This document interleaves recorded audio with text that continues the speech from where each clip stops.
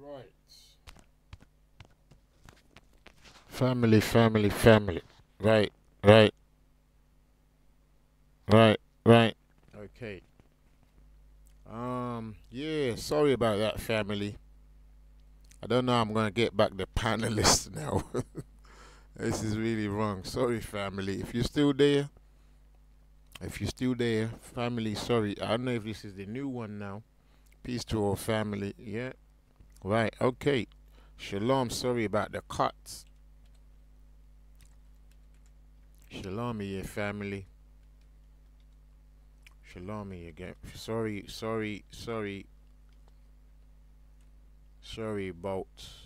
about the cuts. If you're there, sorry about the cuts. Yeah, sorry about the cuts, family. Sorry about the cut off. I think my computer went into some mode of what's it called again? Updates. I think it's me who set the updates to a couple of hours later, and hey, time flies, and time just flew. So we were on one page. Let's see what page that was. Oh, what a joke. Yeah, we won this page right there. Brother Max, where are you? Where Brother Max now? I can't even remember how Brother Max came in. Right. Okay, we're gonna sort it out. Just give me a second, family. Give me a second. That's alright. Rewind this one. Right. Mm, mm, mm. So, right. Yeah. Let's see if we can get Brother Max back. Let's see if we can get Brother Max back into the thing here. So I'm gonna do one thing first.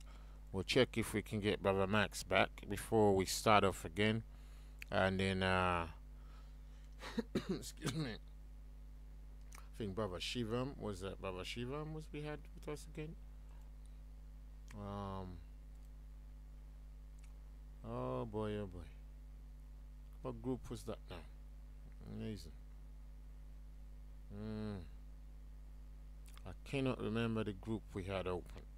So let's see. I was thinking we was gonna close over in a couple of minutes more, like you know.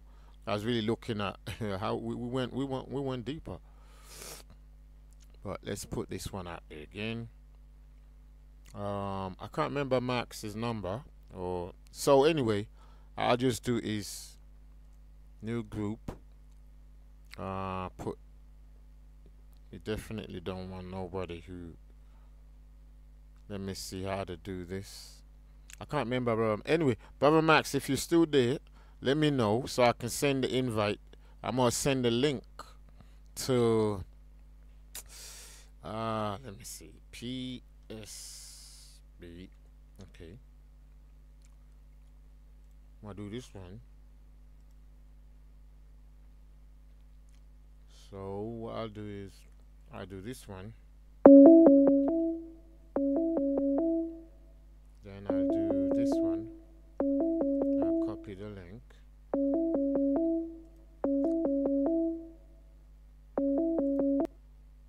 So then I'm gonna go. Anyone who won't come in on this one can come in from here. Amazing. Where are we here? Where am I? Where are we? Where is the way in here? 1 second, family. 1 second, please. I'm gonna have to restart my. Okay. Give me a second, family. We're already live streaming, so what am I looking for here? Oh, there you go. Okay. All right. Okay. That's not really necessary anymore. So yeah, let me put the link. Let me put the link here. Anyway, family, the link is there. The link is there. Link is there. Link chat. All right. Link is there. Honorable members only. Honorable members only. Coming, and let's do this again. Let's see if Brother Max comes back in, family. So yeah, just hit the share button, hit the like, share, subscribe. Hit the like, share, subscribe, and you know, for those of you who disagree with us, we always like you to listen at least. Listen. So listen. So Brother Max, is Brother Max around at all? You know, I know he had to get up and stretch his legs or whatever, but it's crazy. It's crazy. It's crazy. It's crazy. Anyway. Scholars and architects. Let's watch a little bit. So that narrative, that's history. That also, that's very important. You said something amazing. I think this could be like, maybe if you want to add to it as well. That's this guy called Edward Blading, right? And he was a black American Christian. He spoke 5 languages, and he went to West Africa, and then upon arriving in West Africa, he became Muslim, and then he actually wrote a book. Yeah, you can be enslaved and Hold on, family. I know why this thing ain't loud enough. I wanted something to get loud enough. Okay, let's have a look. Bring us the records. That's why Muhammad Ali, when he changed his name to Muhammad Ali, he called it an African name. Oh, that's he called it an African name. That's what he called it. Muhammad is an African name. Because why wouldn't it be? It's the choice of the African. When an African makes an autonomous decision, can't be my ears. That becomes his name. Yeah. He changed his name from that which was given to him to that which he chose for himself. How could he not be an African? Family, if you're watching this right now, if you're part of our family, just hit the like button for me. Let me see how many of us is still here. We know there's many agents among the chat, but if you're a family, hit the like button, and let's see the numbers grow. It also gives me an indication of how many of us are still here. There's no point me being here for the people who don't like us, really. You know, they can always catch our videos later, so we save our energy for that. If you're part of the family, you know, hit the like buttons. If you're in there, hit it to the max. Hit the like, the share, and let the people know we're still back. You know. I don't know why the volume is so low at the moment. I cannot tell why. Murders and rapes, and the 74,000. Yeah, I've lost some volume for some reason. This ain't the normal volume. This is not the normal volume on my screen. Yeah, you can put this in the description as well. Something's not right with the screen. The volume should be much louder than that. No idea why it's that low. And the book is Africa and Islam. His beliefs was that Africa, that Islam was an African religion, or it was best suited to the African. Well, the first place was in Africa, isn't it? Yeah, Mansa Musa, right? The first hijrah. The first place where Muslims were safe is Africa. Ethiopia, yeah. First place where it was safe to be a Muslim. Very. You understand? So that's what I'm saying. Historically, you know what I'm saying. There's not too much beef with us. All the videos are off of YouTube. All the videos are playing rather low volume. I don't know. That's never been like that. Libya. You are now into Berber territory. Yeah, this one's a bit alright. AU Summit, which will take place next month in Milan. This one's alright. Don't get twisted. By the way, one more thing, yeah? There's no contradiction of being Arab and black at the same time. Do you know that? Because the Prophet, working definition of who is an Arab. Christian, he spoke 5 languages, and he went to West Africa, and then upon arriving in West Africa, he became Muslim, and then he actually wrote a book. Yeah, you can put this in the description as well. And the book is Africa and Islam.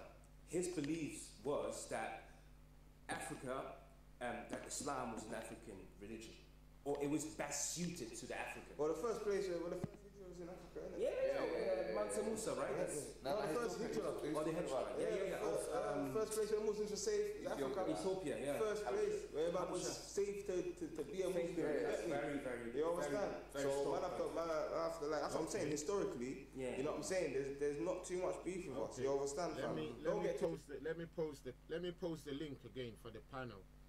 If I don't get Brother Max to come on, we may have to cut this video for the end today, and we can go to bed. And we'll, you know, who knows, we'll pick this up again at some point. I really thought we was gonna just where am I here? There you go. Yeah. So let me post the link again, family. We were really on a beautiful section. Here's the link again, family. Anyone trying to come in on the panel? Obviously, the people we're not inviting know themselves, so don't disturb yourself unless you're coming to do what's right.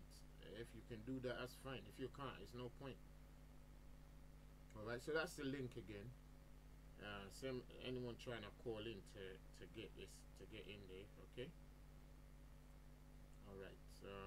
So yeah, we were just on the section of the video where the spiel is being spun on an unsuspecting brother who may you know be only trying to just do what he feels is right, but at the end of the day, he gets caught up in a game. Gets caught up again. All right, let me call you in, Max. Yeah.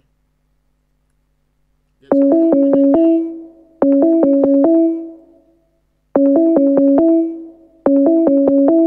He gets caught up in a game.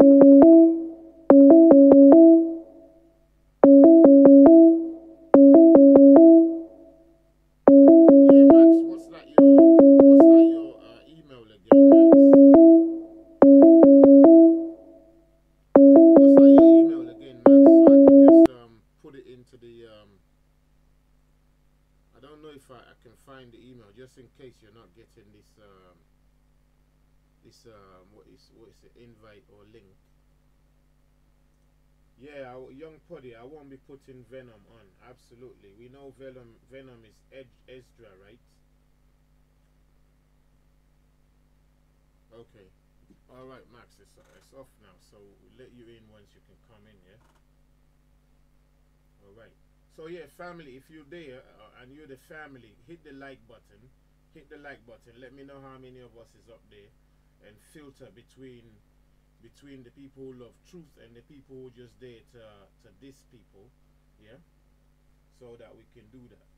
Big facts, TM, what was foul again? Explain to me what was foul. Big facts, TM. What was that again? What was actually foul, big facts? What exactly are you talking about? Let me know. Let me know what you're talking about, please.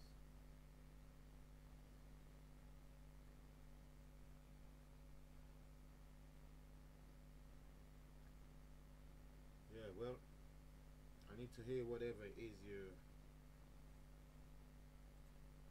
Right. Why you want to defend yourself on the panel? You can go home and defend yourself from there. What's it going to be defending himself about? You know, well, we don't have any issues. I don't want him defending himself when there's no issues to defend. We've been through that and we've left that there.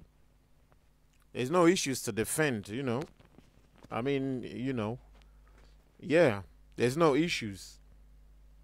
Well, Shello him. If there are issues, you and him can start a panel of your own somewhere and deal with yourselves, innit? I mean, it's a free world, right? You can start a panel on yourself by yourselves and deal with yourselves, and then leave it there. Or what? You want somebody for me to invite somebody to come and disrespect me? Yeah, you're addicted to conflict, innit?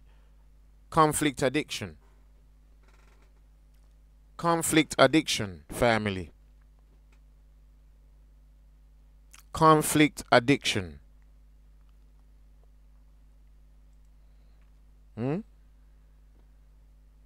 I didn't slander you. When did anybody slander you? I don't slander you.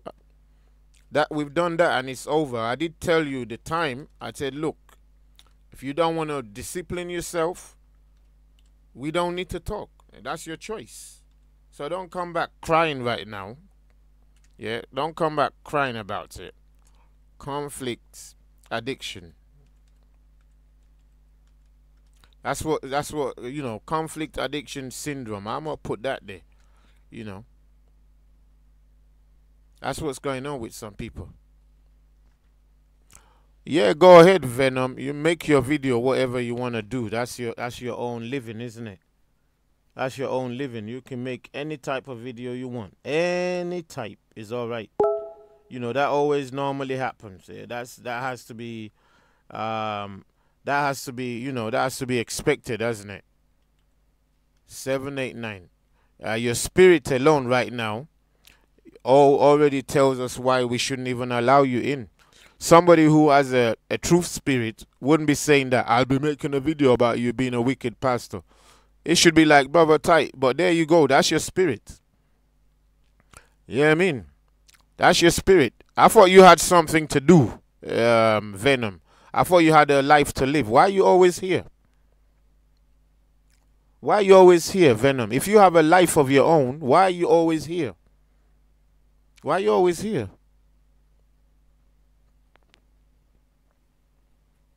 You know, why are you always here? And we know, we did tell you, we did tell the family, when you come back, we know you're going to come back with a new name. But even with the new name, you still can't keep you can't keep any kind of decorum. You can't keep any decorum. So, you know, if we block you again, it's just a waste of time, isn't it?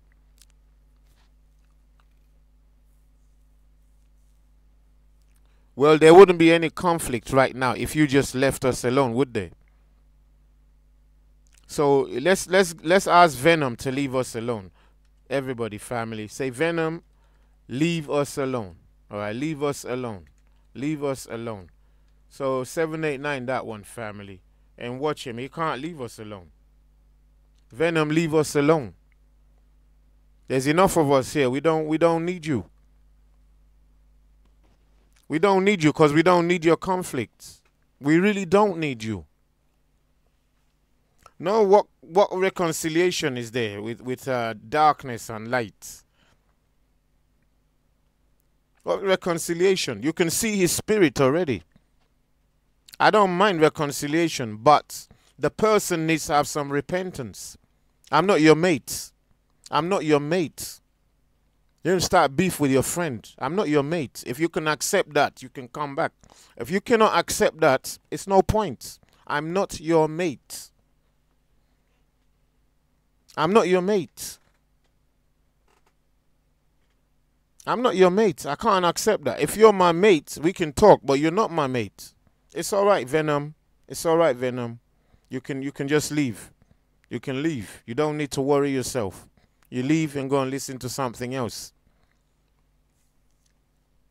You know you're wasting your time. You're not repented. You don't really want peace. Here we go again. I'm gonna turn off from you now. I'm gonna block you again the same way we did before.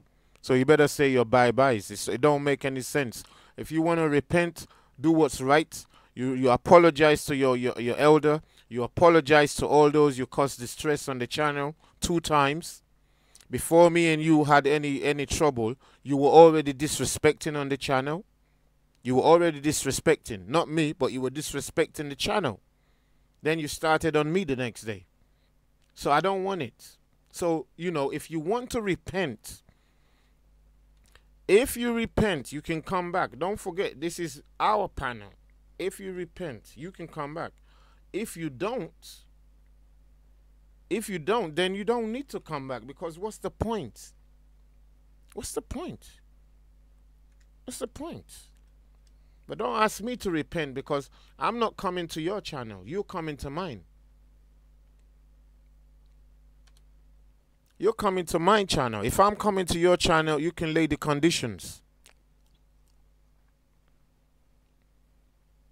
Ty is afraid of truth. Show us your channel with some truth on it. You know, ask Venom to show us his channel with truth on it. Show us your channel. You know, show us your channel, Venom, with some truth, where the truth is there. Venom, show us your channel with some truth, yeah? Show us your channel. Give us the link for your channel, and then we'll come there. Venom, give us the link for your channel. Let's not disrespect each other right now. Just give us the link for your channel, and then we'll come there. Okay? I'll come there when I have time. How about that?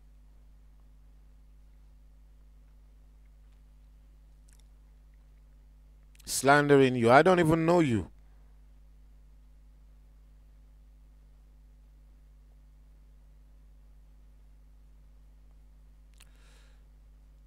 Yeah, repent to me. Repent to me, Venom.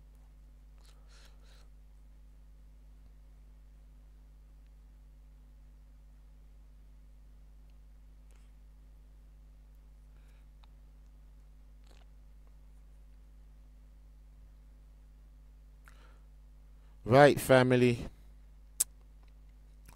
I know we wanted to. We're gonna try and watch this video to the end. Yeah, we're gonna try and watch this video to the end.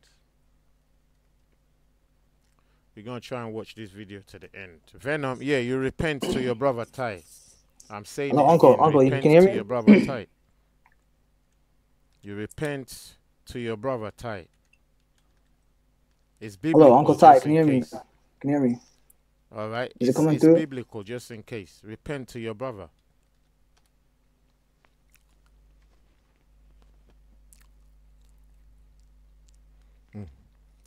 Well, look, you know, you can say all you want. You know your brother is not afraid. Your brother is not afraid. You know that. If your brother was afraid, you would have never known your brother. So, you know, don't make yourself upset. You need somebody, somewhere to go to keep yourself happy. That, you know, that's on you. But don't come here and try to make yourself sad. Brother Max, is that you?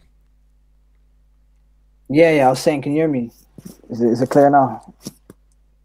Sorry, can you hear me now? Yeah, I can hear you. Yeah, can you hear me? All right, yeah. I was just Yeah, I had a waiting little to bit, I was little just error or something, connection problem. Yeah. say again. No, I said I had a connection problem. That's the reason. Oh, yeah. okay. Yeah. Indian.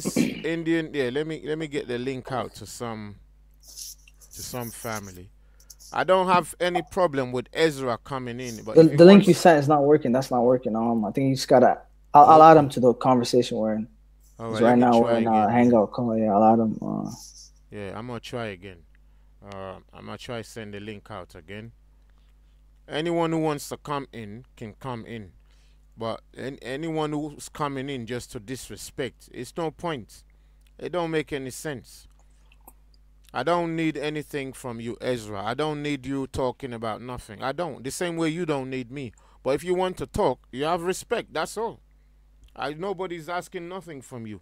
If you can just respect yourself, keep your composure, and do what's right in the eyes of all people, not just in your friend of it, in the eyes of your friend, then you can talk. But I don't. It's no sense for me. I don't know why I'm even talking about this like that. Don't make any sense. So Sing, if Sing is there, Indian Sing, if you got the link, that's the link. Try it. Everyone says the link ain't working. Is that right? What's going on then? Yeah, the link isn't working right now. What we're on is we're on a one-on-one call. So one-on-one, you can't add more than 2 people, you know? So how do I do this now to get the link? I don't know what I'm doing. What am I doing wrong then? Because I did it. Yeah. The old link where you can have a panel, that one's not working no more. I don't know what happened to it, but What's going on then? All right, just whoever wants to come in, send your email to my email if you want to do that. Yeah, I don't know. I'm having some problems here. I don't know what it is. So if anybody wants to come in, send your email to our email. Yeah, send your email to our email. So just email here. okay, I just created a group with me, you, and Right. Shiva a minute. So can you see it, Ty? Let, Can you see the group? let me see again. Yeah. Right. Okay. So where am I here? Let me see. All right, I named the group panel, so you'll see the name is panel. Okay. Yeah, I can Yeah, see and that one. So I'm yeah. gonna. Okay, so now drop this call now. Start a call on that one, Yeah. and then Okay. broadcast that call, the new call. So we're gonna Right. drop this one right now. Oh. Yeah. Okay.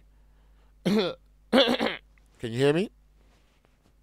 Yeah, I can hear you. Yeah, I'm gonna drop this one, and then we're gonna start a call in the new group, so the other panel members can come on. Right. Okay. All right. Try that then. Yeah.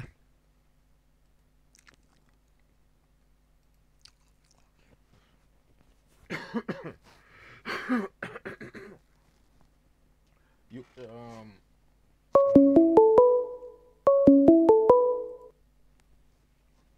Yeah. Who do we? Okay. Is that Okay, yeah, we're Brother on one. Max? Yeah, Yeah. that's good. Okay. Great.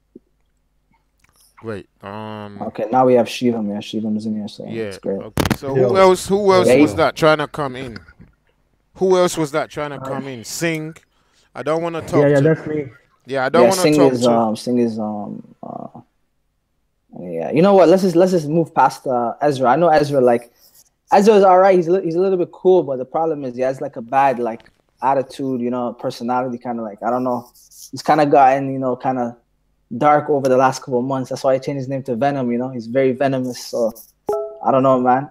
I remember he used to be chill, but then now he's like some crazy, anti-African Israelite that he's always warned with everybody. He don't know And what he's doing. He's addicted yeah, to he doesn't conflict. know. He's Yeah, addicted to conflict. I don't know. he's like the Israelite Zachariah, you know. There you go. There you go. That's the best. That's the best comparison. You know what I mean? We're gonna call him Zach Ezra. That's his new nickname, right? Zach Ezra, huh? Give that a 789 if you guys like that.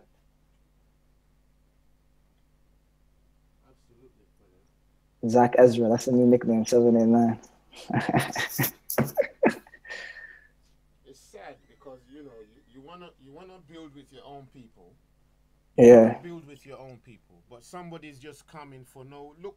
Look, you and brother, what's his name, Buddha, are having their thing. Look how. You know what, Uncle? You know what it is. Let me tell you the truth, Uncle. The thing is, right? Yeah.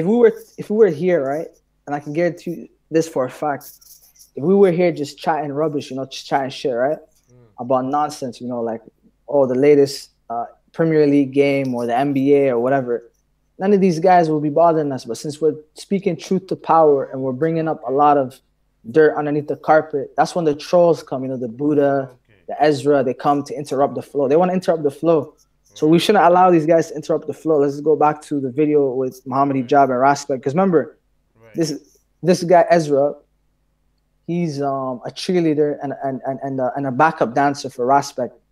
So if he hears Raspek's name being mentioned, he's gonna come here to disrupt the flow and basically protect him.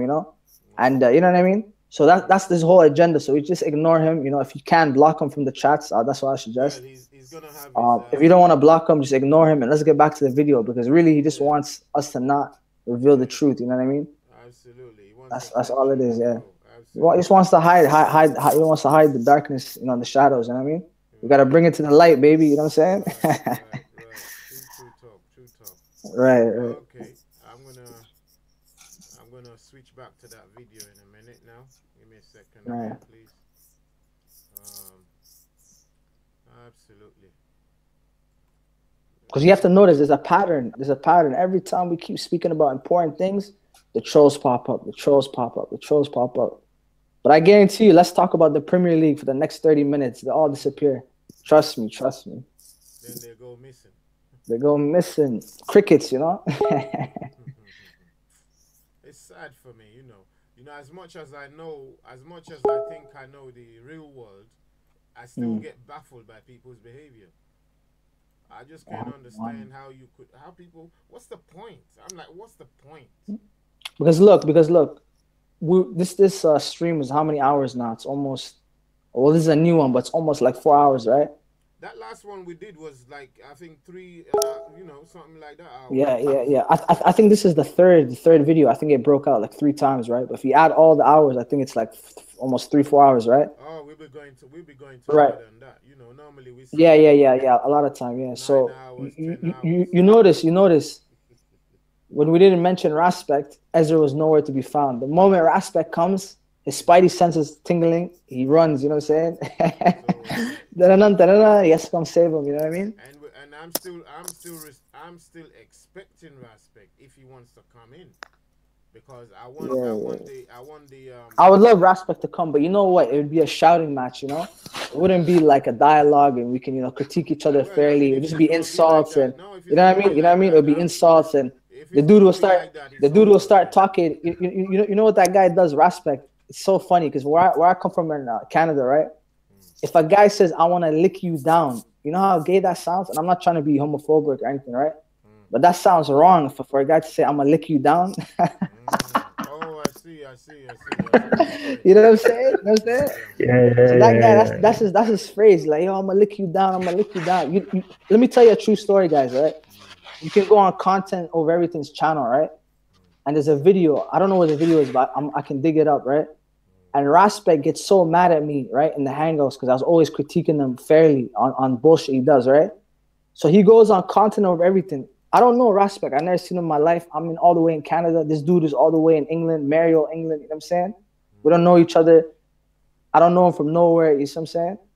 But this guy gets so vexed for me, basically, you know what I'm saying? Give him that smackdown in the Hangouts, you know what I mean?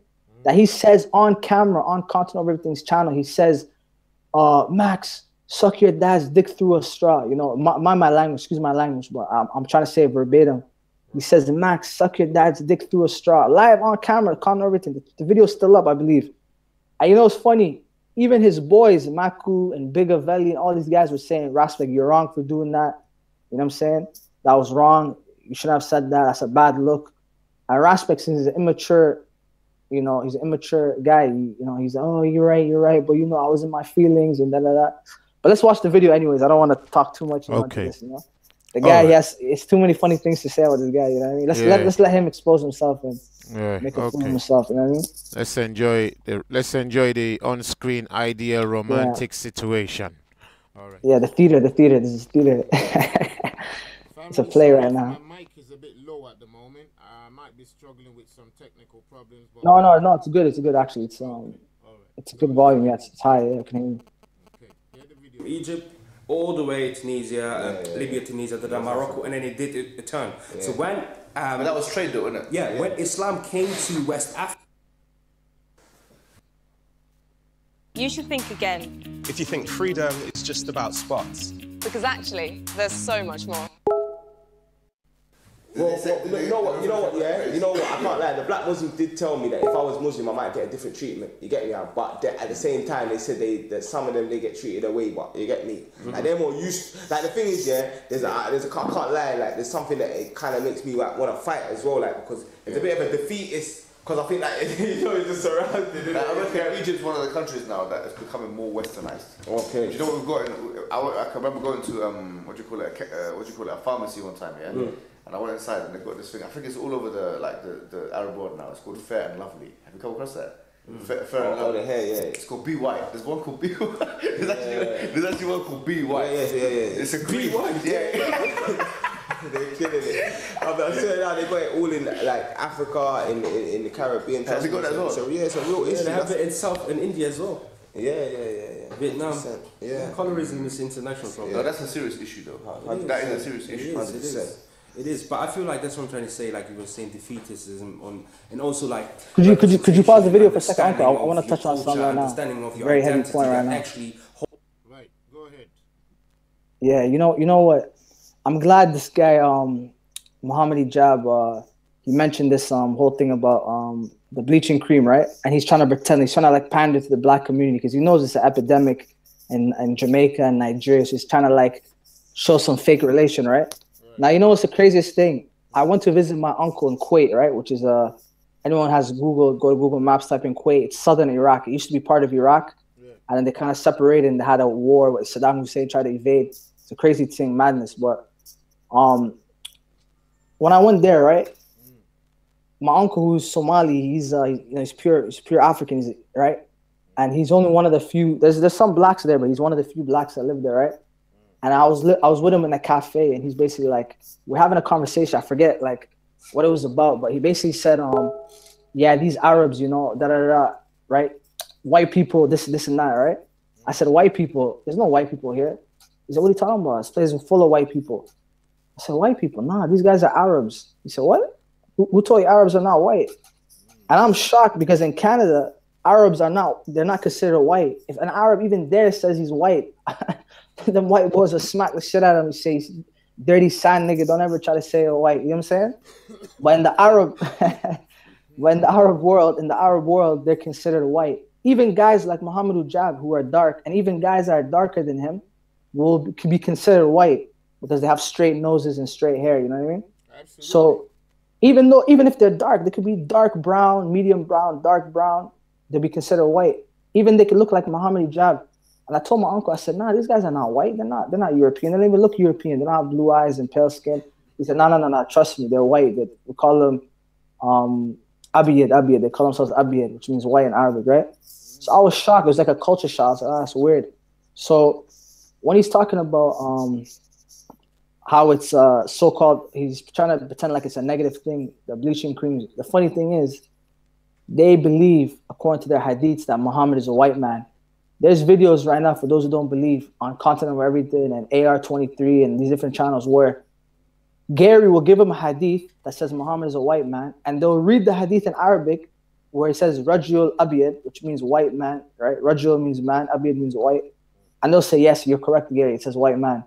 Gary has done this time and time again. Read this, because they try to flip-flop with the English. You say, okay, read this. Rajul Abiyad. Oh, yeah, sah, you're right. It says white man. And not only does it say he's a white man, it says that the women that you get in heaven, they're called the Hur al-Ain, which means heavenly women. They're not even human. They're like a special woman. It says they're white, pure white, like milk. So this whole Aryanism, white fetishism, pro-whiteness is within the Quran and the Hadiths facts. You see what I'm saying? And Gary and many brothers have brought it out time and time again. And you got even Arabs that are native Arabic speakers confirm it time and time again. The Pakistanis and the black Muslims and stuff, they can try to waffle and say, no, it doesn't mean white. You know, white in Arabic has a different context. You know, You're trying to conflate Western white with Arab white. But then the Arab will read it and it says Rajul Abiyad, white man. Clear. It doesn't even say fair skin. You know, they can try to, play semantics like fair skin or light skin. No, it says in Arabic, white man. So I just wanted to basically, destroy this kind of falsehood that Muhammad Hijab is trying to push. Like, oh, it's an epidemic, bleaching, it's bad. We got to get it out of the Arab world. So Westernization is creeping in. Nah, that's all lies, bro. Bun that shit. You know what I'm saying? Fire upon them lies. You know what I'm saying? It's lies. Fire on the lies, absolutely. Fire on the lies, yeah. But continue the video, Uncle. I just had to, bring that up to educate the family, You know what's funny, yeah? A family, brother Max, yeah? Yeah. A fair-skinned guy like me in Nigeria, yeah? A fair-skinned guy like me. Yeah. In Nigeria, I'm called white. Right. I'm called white. All right. Anybody who's from Nigeria knows that sometimes they call me yellow, and sometimes in our language they call me white, which is Oyinbo, just because of the skin color. So I've got a auntie and a sister who is even lighter. Yeah. They're called white women in the language, like Oyinbo. You see. So hey, but we're black.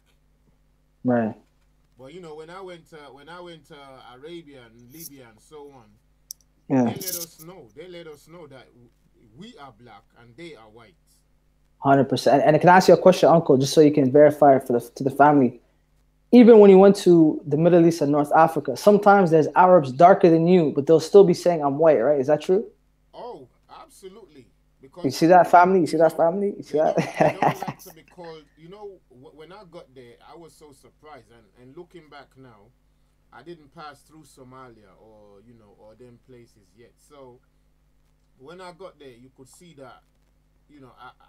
I've told people this story before. I used to be a footballer. So when I got there, first thing I did was look out for a football stadium. And I found this football stadium. And the only people who were playing were the black. Oh, wait, brother, Uncle Ty, can you pause for a second? They're saying your mic's low. They can't hear your mic. Oh, okay. Just so they don't miss the information. You have to repeat it. How is it now? How is it, family, now? How's the mic now, family? Sorry. How's the mic online now, family? Give me 1, 2, 3 if the mic is all right.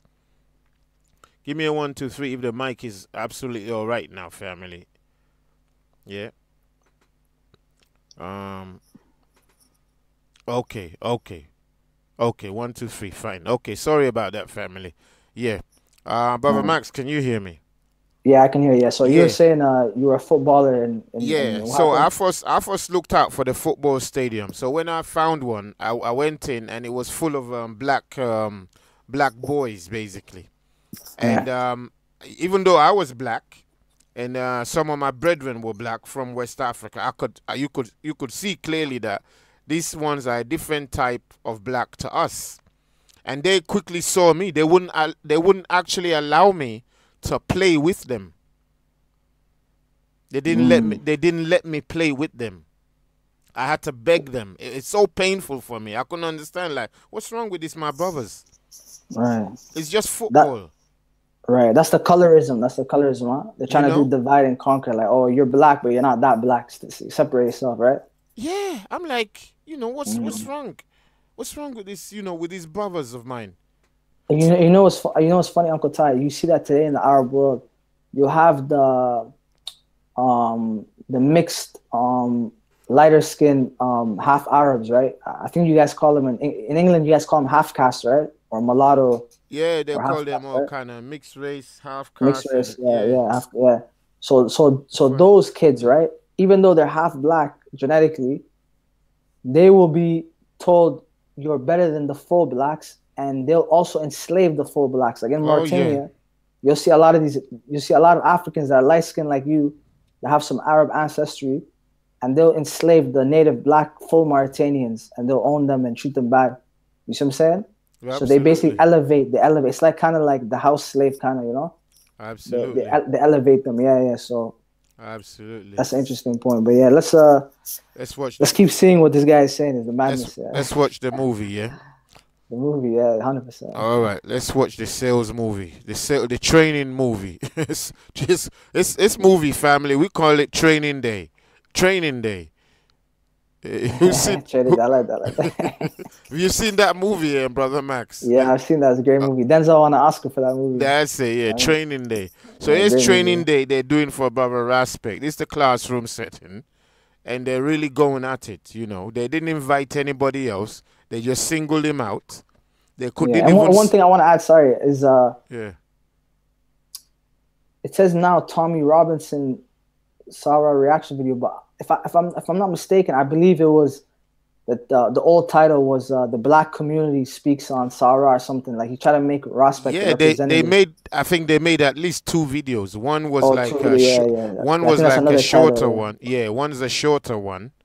Oh, okay. And then the other one was a longer one. So I don't know if it's but they just gave it 2 different titles to get a wider audience in it. They cast the fishing net further afield in it.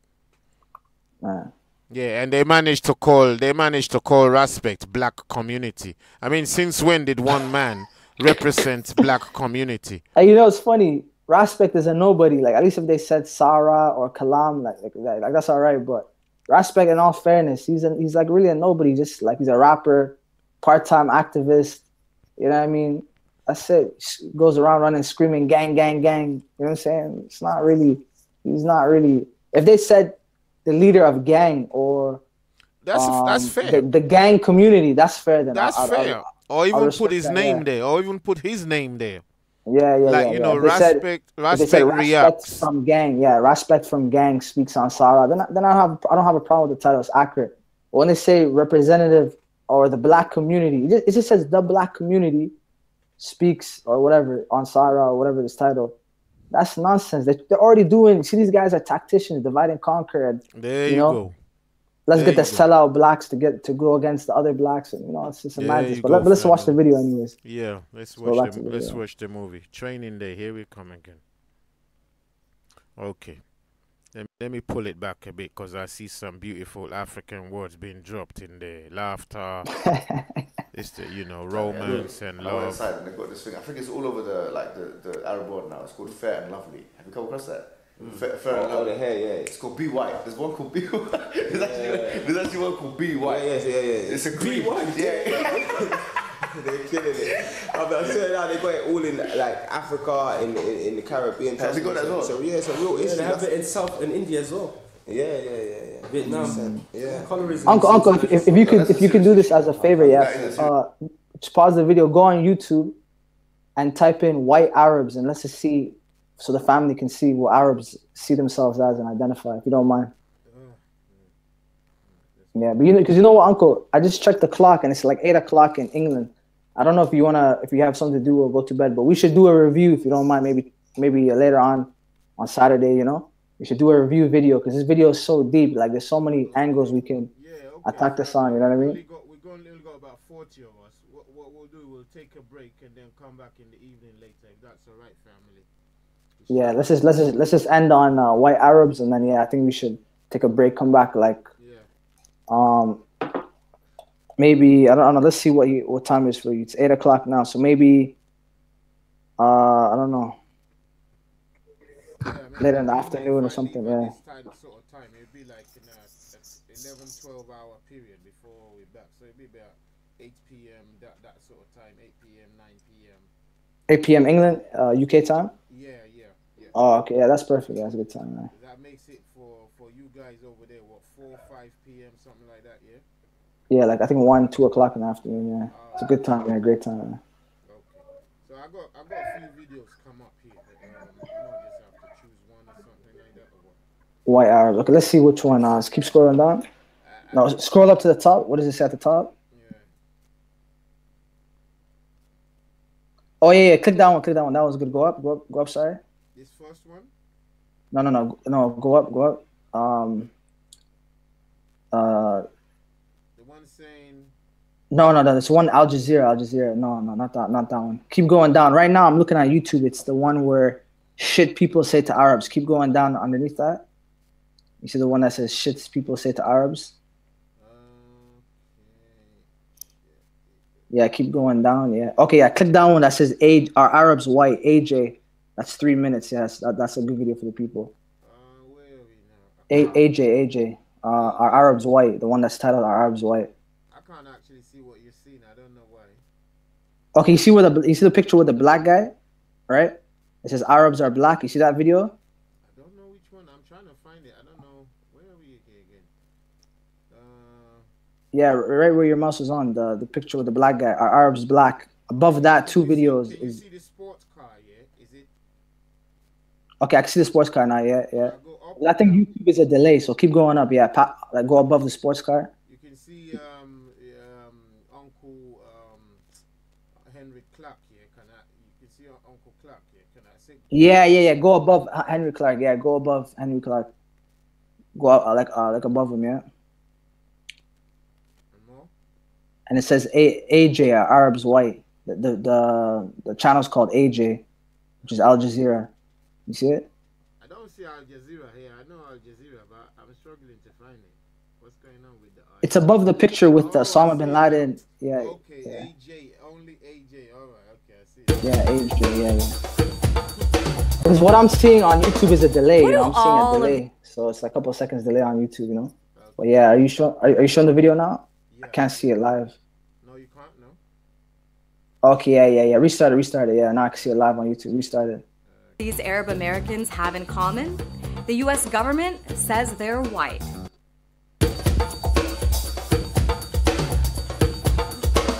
What do all of these Arab Americans have in common? The US government says they're white. Say what? As an Arab American myself, I wanted to look into why Arabs are considered white, why the census classification matters, and why changing it may be problematic. There are between 2 to 4 million Arabs in the US who hail from 22 different countries. But according to the box they're meant to check on the US Census and other applications, they're white. Now, let's first set aside the fact that the last time Mohammed Abdullah went through TSA security, he didn't necessarily reap any of that sweet white privilege. There's actually a history behind this categorization. It dates back to the 1880s and 1890s when Arabs first began immigrating to the US from present-day Lebanon and Syria. They settled in Boston, Detroit, and New York, establishing restaurants, businesses, and newspapers. But unlike Irish, Italian, and Portuguese immigrants, these newcomers didn't come from Europe. They came from Asia, at a time when white Americans felt that Asians would take their jobs. The Chinese Exclusion Act barred Asian immigrants from becoming citizens. In fact, up until 1952, generally only white people were eligible to become American citizens. And so Arabs went to court and fought several cases arguing they should be classified as white. And they won. Now, back then, being white came with a lot of perks, kind of like today. And so Arabs who sought white identification did so to avoid discrimination in public life and to be treated better than non-white minorities. But fast forward to today's post-9/11 America. Arabs are discriminated against regularly at airports and courts, by the government, and by the police. Many feel they're not treated as full American citizens, let alone white. So you might be asking, why does a box on the census even matter? Well, for one, having better data on the US population gives us a more complete picture of how diverse the country is becoming. And policymakers can potentially better serve the needs of their constituencies if they know more about them. The Arab American population has basically been invisible and hasn't gotten the benefits of having federal minority status. That's why during the 2010 census, activists encouraged folks to check it right, you ain't white. They argue that having actual data on the size of the community is helpful for political mobilization, tracking hate crimes, applying for federal grants for minority-owned businesses, being considered for affirmative action, and health research. In 2013, Arab American organizations and academics sent the US Census Bureau a letter to include a Middle Eastern or North African category for the next census in 2020, and the government is considering that today. But it's a double-edged sword, and not every Arab American is on board. Some warn that handing the government specific numbers and data will only result in more surveillance and profiling, and there's reason to be cautious. Data from the Census Bureau was used to round up Japanese Americans in internment camps during World War II. And in the years after 9/11, the Census Bureau shared survey information with the Department of Homeland Security on the Arab community, including details on Arabs in specific zip codes. And that raised a lot of eyebrows among civil rights groups. So, in the future, Arabs may no longer have to check white. But will the positives of this development outweigh the potential dangers?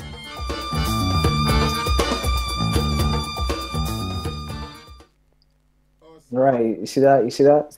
Now, there's a few points that I noticed that I want to share, and then you can touch on it too. One is that the Arabs are classified as white in America. That's heavy. I want the family to, deep dive and understand that. Second is the Arabs that were mainly coming in initially were the white Arabs. They were from Lebanon and Syria and North Africa, and a lot of those Arabs are white. They weren't like the dark ones that look Indian or the ones that look African, like in Saudi or Qatar, Kuwait. A lot of them look either Indian or African, right? Yemen, yeah. A lot of them, what they call the Gulf countries, Southern Arabia. A lot of them look either Indian or Arab or African, right? But they got a lot of the white ones, the northern ones in the Levant, Lebanon, Syria, Palestine, whatever. Egypt, Tunisia, whatever, those white Arabs. And then the third thing is, what the lady said, right, is that they wanted white and they fought in court to be classified as white and they won. But now that whiteness is seen as bad and there's white supremacists and neo-Nazis and all these ethno-fascists, now the Arabs don't want to associate with whiteness. They say, oh, we don't want to be white no more. They want to be Arabs suddenly. Yeah, there ought to be something different. And you know, it's funny. Even the black Arabs are classified as white. Did you see the video? Did you see the picture where the one guy was dancing with the flag? And I don't know if you can. I don't know if you can show the people that picture in the video. If you like kind of scroll back, there's a guy dancing, the flag behind him, and he's clearly black, but he'd be classified as white. Imagine, you know what I mean? So you know, it's heavy. So when we say white Arabs, you know, a lot of people hear speakers the term white Arabs. People don't understand that. But because they don't have people, they don't never been to the Middle East, or they've never had family from the Middle East, or they don't know the history or culture. They don't know what we're talking. Yeah, you see this guy, guys. Clearly, he's black. He looks like someone from Eritrea, Ethiopia, Tanzania, Kenya, Somalia. You could pass for many things. It looks like a brother from South London. You mean? Sudan. Yeah, you could be Caribbean, Jamaican, African American, Brazilian. You could pass for so many ethnicities. He would be classified as white. Now, I don't know, Uncle, if you can check YouTube again, right? There's a very powerful video. I think it's like 5 minutes where there's an black Egyptian who moves from Egypt to Detroit. And he is classified as white and he can't go into a black university or a black college. And he fights the Detroit government to be labeled and classified as black, and he wins. I don't know if you can. I think you should type in Black Egyptian Detroit. Maybe you'll see the video come on. Black Egyptian what? Yeah, those 3 words. Black Egyptian Detroit. That's a great video to share with the family, you know. You know, there's only 35 people, but you know, hopefully we can do this later on. Yeah, we can just redo these videos again. Egyptian Destroyed, did you say? No. Black Egyptian Detroit, the city in America. Oh, Detroit, yeah. Yeah.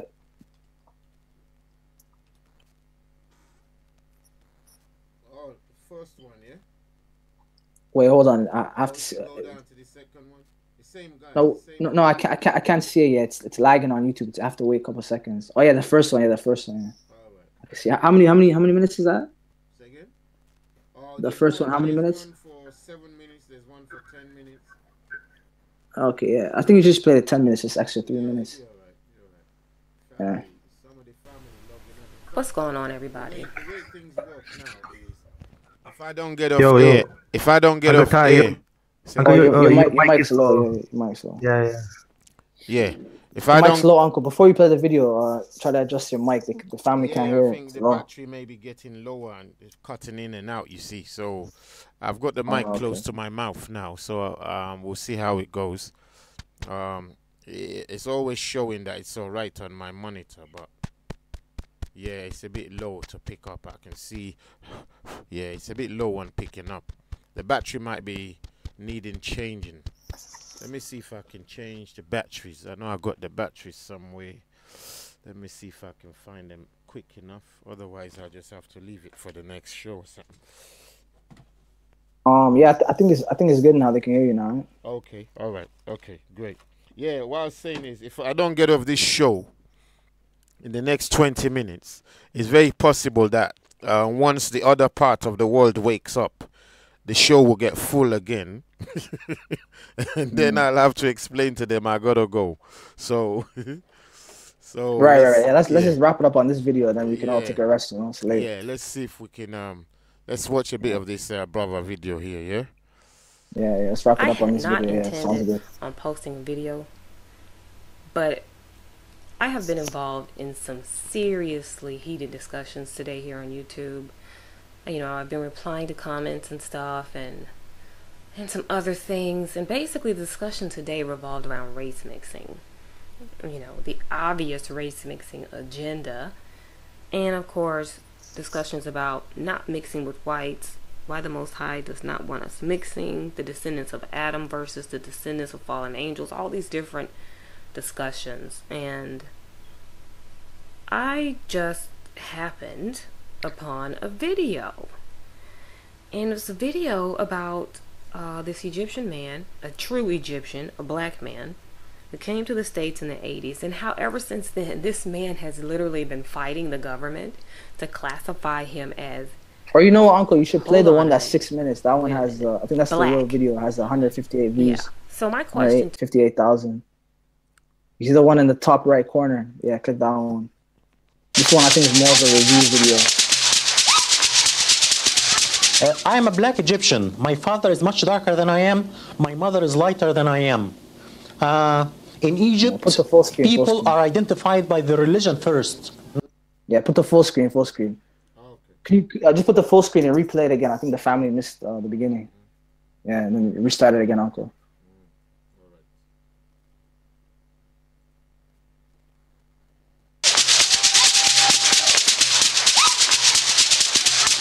I am a black Egyptian. My father is much darker than I am.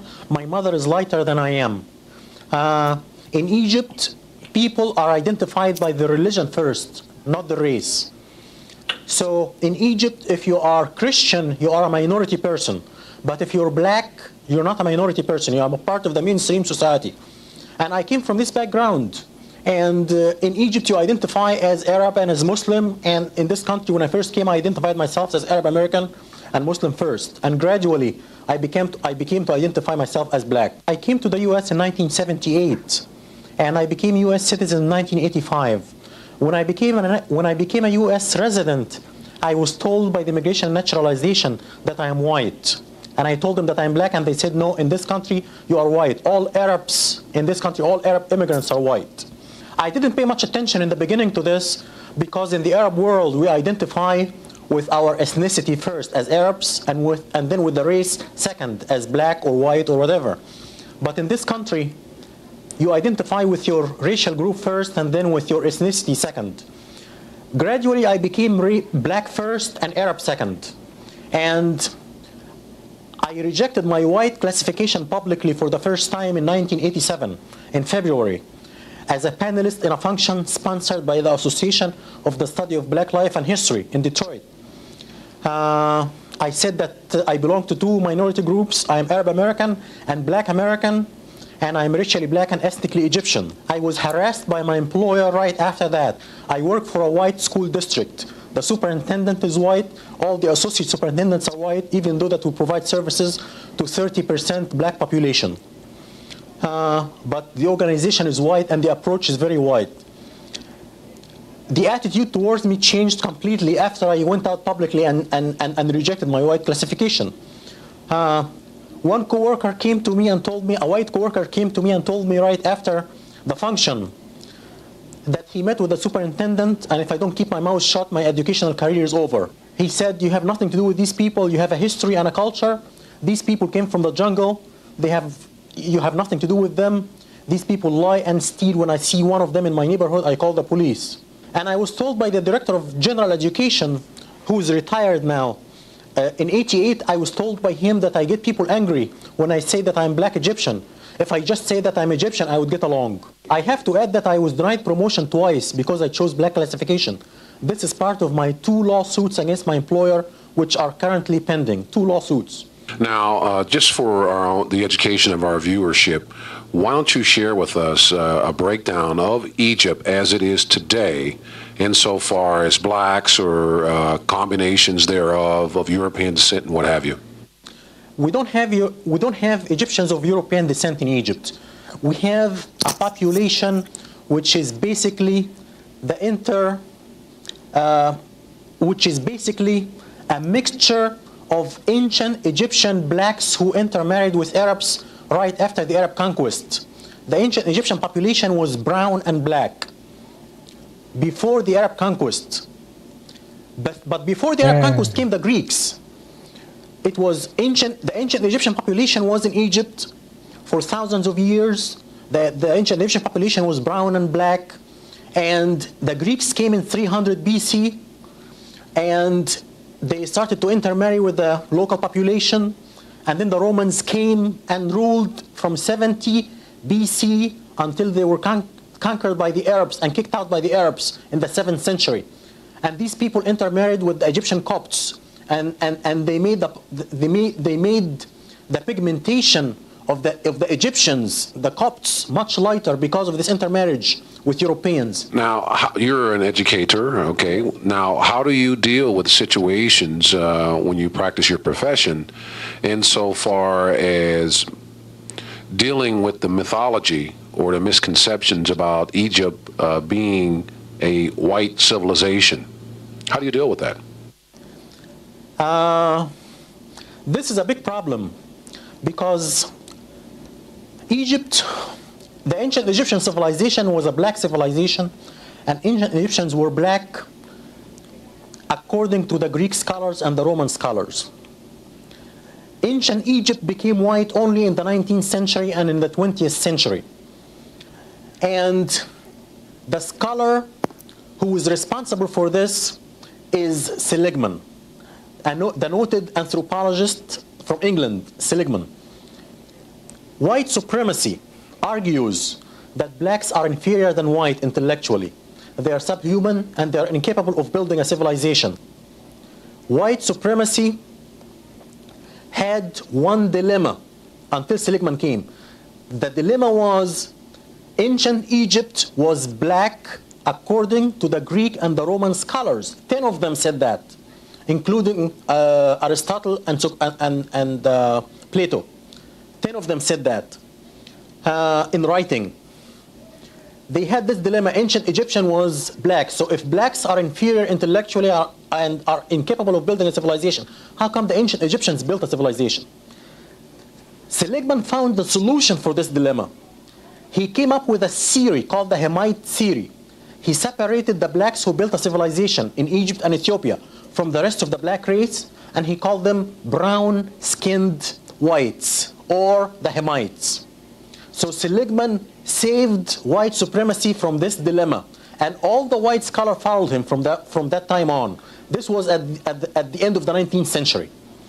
And since that time, white scholarship says that ancient Egypt is white. Mustafa Hefni is currently working on his doctorate degree at Wayne State University. His dissertation topic is a content analysis of the treatment of ancient Egypt in world history textbooks. And just how far is this determined Egyptian willing to go to be classified black? I want to carry my case all the way up to the U.S. Supreme Court if necessary.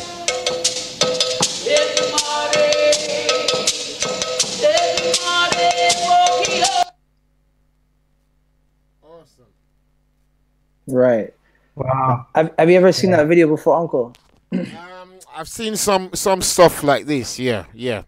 Have you seen this particular video before? Look, I've seen so much videos. Sometimes I skip past them in my memory. You see, I've got a download of videos that I've been watching over the years. Yeah, and sometimes it surprises me because I download all the videos that make sense to me, because I like to archive them as part of my education. Yeah. Great, that's great. Yeah. And I can't. Sometimes I don't even remember. If you ask me to name 3 off my head, I can't. All right. But when I go into the titles, I'm like, whoa! I've actually kept all of this. Because I did all those things when I really had some time. So I can give you one example of a video that I watched. Maybe because what happens with information with me is, if I watch like 3 videos about the same thing, I'm more likely to remember just one of them. The one that makes that would maybe be like a key. It depends on my mood, where I am, and so on. I'll give you an example. There's a white brother in the Americas. I can't remember what dates. Yeah, who painted himself black. Yeah, he painted himself black and started taking some pills to augment his pigmentation, and he passed as a black person. He said, I can't remember the what's the title of the book or the thing. I'm gonna remember some. This is some of the problems I have with my memory. The reason he did it was so that he can feel how black people were feeling when they move around as black. So, I had time to watch this kind of videos. I don't remember if I've seen this guy before. I really don't. But I may have sort of been educated on some of this funny who is black, who is white kind of thing. You see what I mean? But I don't. Right. I wouldn't say I remember seeing his face. Absolutely not. I wouldn't remember that. No. Right. Because someone showed me this video like I think 2-3 years back. Right. And I was so shocked. Like, man, this video should have millions of views. Like this is a hidden gem. on the internet. You know what I mean? It is. Right, and you see, and I want the people to understand this, you know. And if you don't mind, Uncle, this video and the other video, they're both like under 10 minutes. We need to replay it later on when we come back, like in 12 hours. So so other people can see it around the world, you know. Let's do that. And I want people to understand, and the Shivam, you're here now. So as a non-black person, you know, I want to see your take on this. The guy, it doesn't matter how he looks. We can all see how he looks: his skin, his hair, his nose. But he's classified as white, and then he's fighting white people to declassify him as white and classify him and reclassify him as black. And just because of that, he's not getting promotions. Yeah, he's getting treated different. Yeah. He has to sue the government. I mean, look at it. It's not even his look looks. at the parallel here. It's just the title black. Can you guys imagine? Look at the parallel here. Let me explain a parallel to you. Let me explain a parallel also to you. Look how they've managed to tell the black Americans that they're not Africans. Right. Look at that parallel. How they managed to tell amazing, them. Yeah, look, because it's the same narrative. They don't want anybody to think like an African anymore. They want to erase. But you know what, Uncle? We got uneducated guys like Ezra, for example, who falls into that narrative. He's believing the white man. He's saying he's not African. But the Israel, I want to later on go to another video where there's an Israelite, right?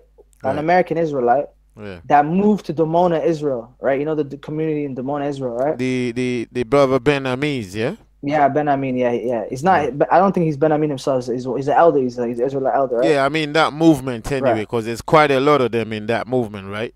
Yeah. Right.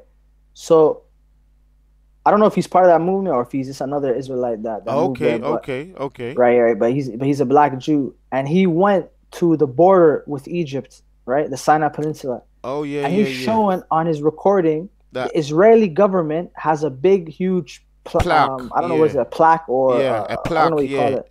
Like a plaque signboard saying Israel is in Northeast Africa. Yeah. Right. Israel is on the continent of Africa. It's an African country. It's on the tectonic plate of Africa. Absolutely.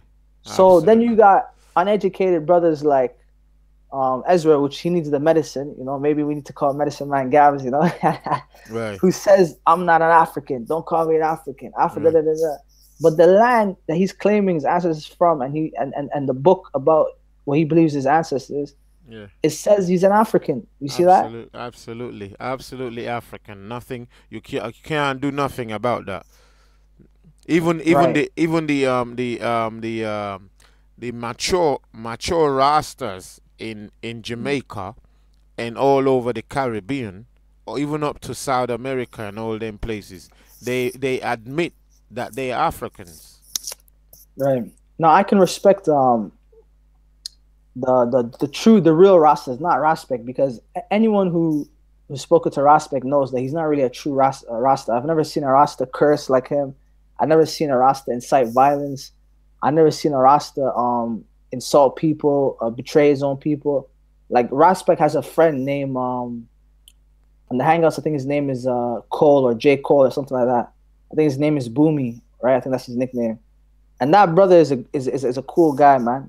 Cool guy. We never had no arguments. Every time we spoken, we built. It's love. He's a great guy. I think he's older than Raspek. Raspek should follow that guy, emulate his good manners and that guy is a real brother. He's educated. He's articulate. He's a Rasta. He has locks and everything. I think he's in the Speaker's Corner videos. So the real Rastas know what's up, and the real Hebrews know what's up, and the real Black conscious know what's up, that they're all African. But then you have some in the Israelite movement or some in the Americas that, you know, have been programmed with anti-African sentiment so much that they don't want to claim Africa, even if their life depended on it. You see that, Uncle? Yeah, exactly. So that's the dilemma that they're trying to double play on this Egyptian black man, because the politics they're trying to do, if you link it into the American paradigm, is if black Egyptians start calling themselves black people, then they will start talking to black people in America. And then black people in America will start understanding that, hold on, here is our brother who is still left in the land of Egypt. He can give us direct education about our histories. But if they can manage to cut this brother off and him stop saying he's black, then psychologically he won't even feel connected to those black Americans who are still recovering from a harsh and horrible slave mentality. That's a great point. And you know the thing furthermore, Uncle, you know moreover, another point is that you heard this guy. I think he's a professor or something, or he's some sort of scholar. I don't know what his occupation is, but he deals in academics, right? Right. He's in academia, and he said Egypt just became non-black as a majority, so that's white and mixed. So you have the white Arabs from the Turks and the Greeks and the Romans. You have the white Egyptians, the Greeks and the Turks and the Romans, and then you have the mixed Arab light brown ones that are mixed with the Africans, right? And you have the pure blacks. The pure blacks are a minority, maybe 20-30%, right? And he said that just happened only in the 19th century. Can you believe that? That's 19th century is 200 years or what now? Yeah, 200 years ago. That's, you know what I mean? So people gotta actually think about what he's saying. He said that happened just in the 19th century. The way it looks, people thought that was like thousands of years like that. It just happened 200 years ago. It's just yesterday, yeah. Just yesterday. Johnny come latelys. Imagine Johnny come latelys are now claiming the whole entire black African dynasties and histories. You see what I'm saying? It's amazing, man. It's incredible. And it's the same thing we see in Islam. Like, even me personally, I don't believe in Muhammad being a prophet or the Quran, but I do believe from the evidence I've seen that the original Arabs were black, and if Muhammad did exist, he would have to be a black Arab. It's no way it can't get around that thing. Yeah. There's no doubt. But then when you see, you know why? You know one of the fun. There's just too many things. There's just too many things. Just go ahead anyway. Go ahead with what you're saying. Yeah, we gotta talk about this later on, Uncle, because there's too much information. There's a lot of beautiful information. But absolutely, the last part I want to touch on is, like, the Sunnis. They don't really have too much art, right? Like Islamic art. Like, they have Islamic art, but it's not really like people don't really have it in their homes or in possessions. It's more like in the museums, right? But the Shias have the Islamic art, right? And if you go to like any Shia house, right, or cultural center, you'll see pictures of Ali and his kids, and they look white. They're Aryan pictures. The Shia is more Iran, right? It's more like Iranian, right?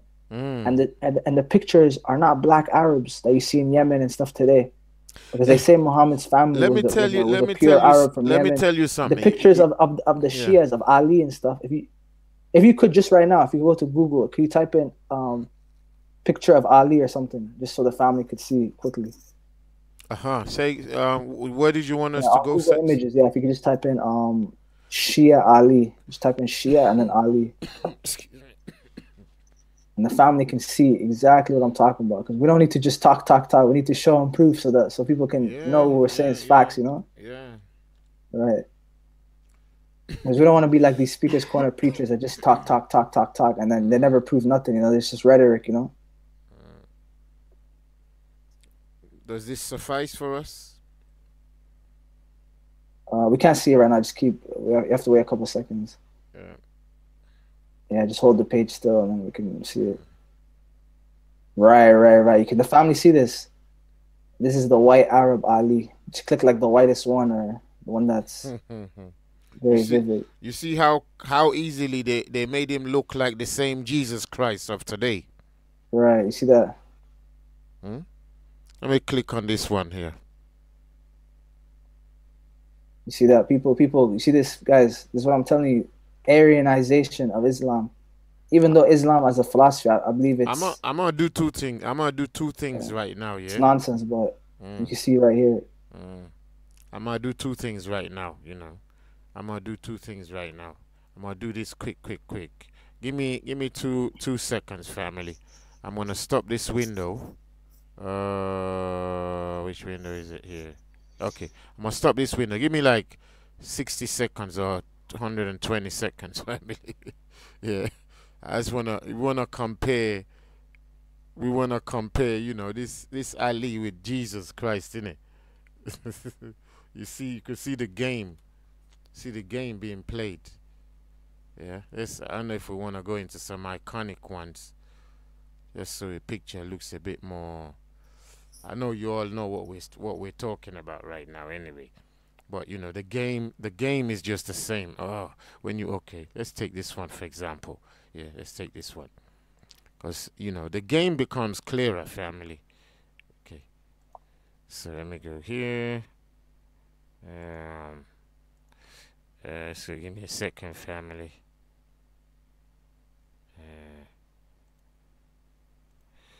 Yeah, give me a second. Okay.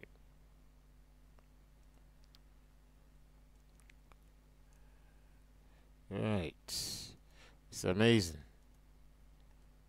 Yeah, I mean, it's how you gotta do some of this comparison, some family, so you can see what the game is. It's just it's a whole deception, and they always have to choose between two warring parties to make the game more believable.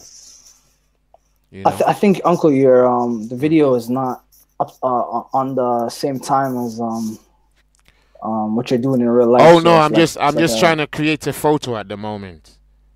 Oh, okay. You blocked yeah. the screen, huh? No, I've blocked the screen out just to create. Okay. Otherwise, yeah, I thought it was lagging. I was like, what's going on? No. Okay, Otherwise, no it'd just be boring for. Yeah, no worries. I'm just quickly creating a photo for, you know, just to see something they're trying to do. It may not be as nice as I want it because, but yeah, sorry about that, family. Okay, let me save this as a picture quick, and then. Sorry, family. I'm just saving a picture quick, yeah? Okay, yeah, that's alright for now. So, there you go. Okay, so I'm gonna come here, and then let's share a new screen. Hold on. Okay, yeah. Cause you know, I'd like you to explain, you know, this kind of this ideology, this white ideology. See, this white ideology. Are you showing something right now? Yeah, it's gonna come up in a second on your screen now. Yeah. Okay.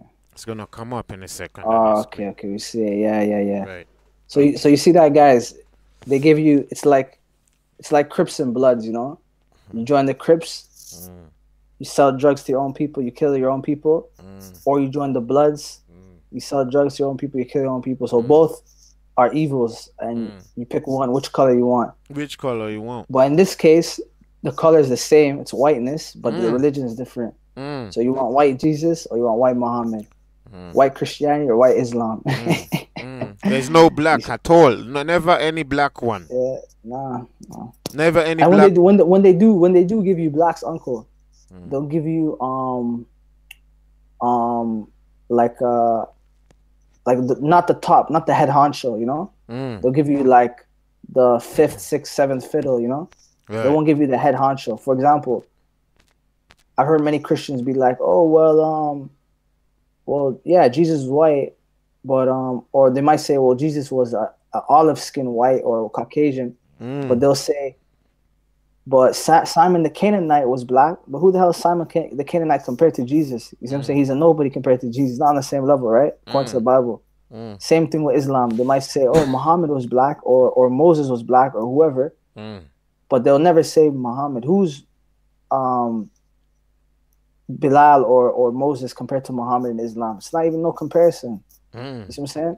So they'll give you a black token, but they'll give you the 4th, the 5th, the 6th fiddle, you know? They won't give you the head honcho, the top dog, you know what I mean? It used to be, let me tell you a funny story, yeah? When I was out in Europe, I had a friend who'd been in old Yugoslavia for about 30 years before I even got there. And he said, you know, the racism in that part of Europe became so bad after old Yugoslavia melted down. And when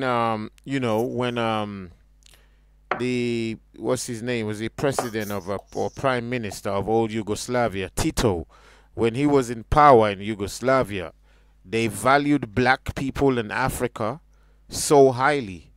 Up to Russia, they valued black people so highly. Up to Russia, that black people were like, no, come, please, we need you. You must come. After the Tito era and the meltdown of the old Soviet Union, then white replacement theology kicked in again. Then they started hating on blacks again.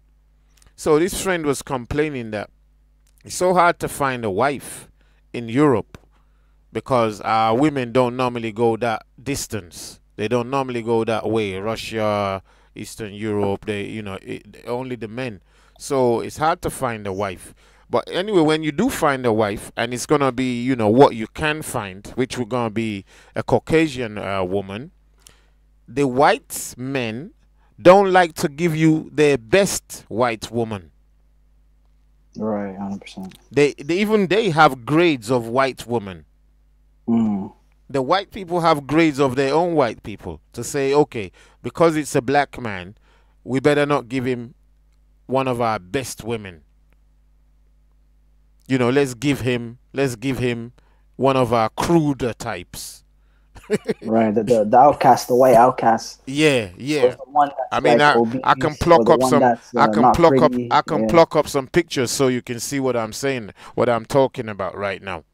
You're talking about the Claudia Schiffer types. Claudia Schiffer, is that a British someone? British actress? The Claudia Schiffer types or the Ugly Betty types. Ugly Betty, yeah. The Sarah Jessica Parker, Sarah Jessica Parker from Sex and the City. Yeah. The horse face. Exactly. Yeah. And he was complaining. I was just laughing my head off because, what it took him to look at it that way. It's pain because they were so racist to him. I mean, this guy qualified as a medical doctor. Let me give you a small story. He qualified as a medical doctor, and while he was out in an ambulance to do his job, there was an accident on a road. And he came to the accident, responding to the accident, in a medical ambulance. And he jumped out with his colleague, and the police would not allow him to tend to the victim who was dying. Because the police said, "Excuse me, who are you?" He said, "I'm the doctor. You can see I've just jumped out of the ambulance." And they said, no. Excuse me, you're black. How can you be doctor? He said, "Look, get out of my way." In their language, get out of my way. Somebody's dying. They said, no. You can't be a doctor. He's dressed. He's a medic in the ambulance. He's dressed in the garb, everything, speaking the language, but they're still telling him, no. That's how, people's mind can think when we've been poisoned. When we've been poisoned, family. And Eastern European is rough because I remember one of my uncle's friends, he said that he left Kuwait and he went to, I think it was the Ukraine or Poland, one of those, I think it was Poland, Poland, to go to medical school or something. Right. And he said, them Polish are racist. They'll say to your face, you blackie, you black bastard, you monkey, whatever, right? Right. And, because black people are a very small minority, and most blacks that are in Europe, in Poland, they don't stay there. They just go there get their money, set up a business, get some money, or get a degree, and they leave immediately. They don't set up a life. And because of that, the oppression that black people get in Poland and Eastern Europe, there's nothing they can do systematically because they're not living there, they're not staying there. So there's no lawyers, there's no politicians, there's no, activists. They just go there, suffer their racism, keep their head down, keep it moving, keep it pushing, and then go back to wherever they come from, or they can move to Western Europe or North America where it's where it's not really racist, where it's more covert and under the table, Right, so it's no amazing. lie, it's a real joke. It's a real deal. It's no joke. Let me do one thing funny. Team White only in the Let me do one funny thing right now. Even though I know you're expecting it, family, you still watch how you might be shocked. Still watch how you might be shocked. Yeah, I know you're expecting it, but still watch how you could still be shocked. Watch this. I'm coming there. Quick. This won't take a second, I think. All right. So, let me see if I can now find a window capture. Yes, let's do this one. Okay. Let me see if this works. Let me see if this works. Okay, give me a second. Give me a second. Let me see if this works, family, yeah? Okay. All right. Family, watch this now, yeah? Watch this. Watch this now, family.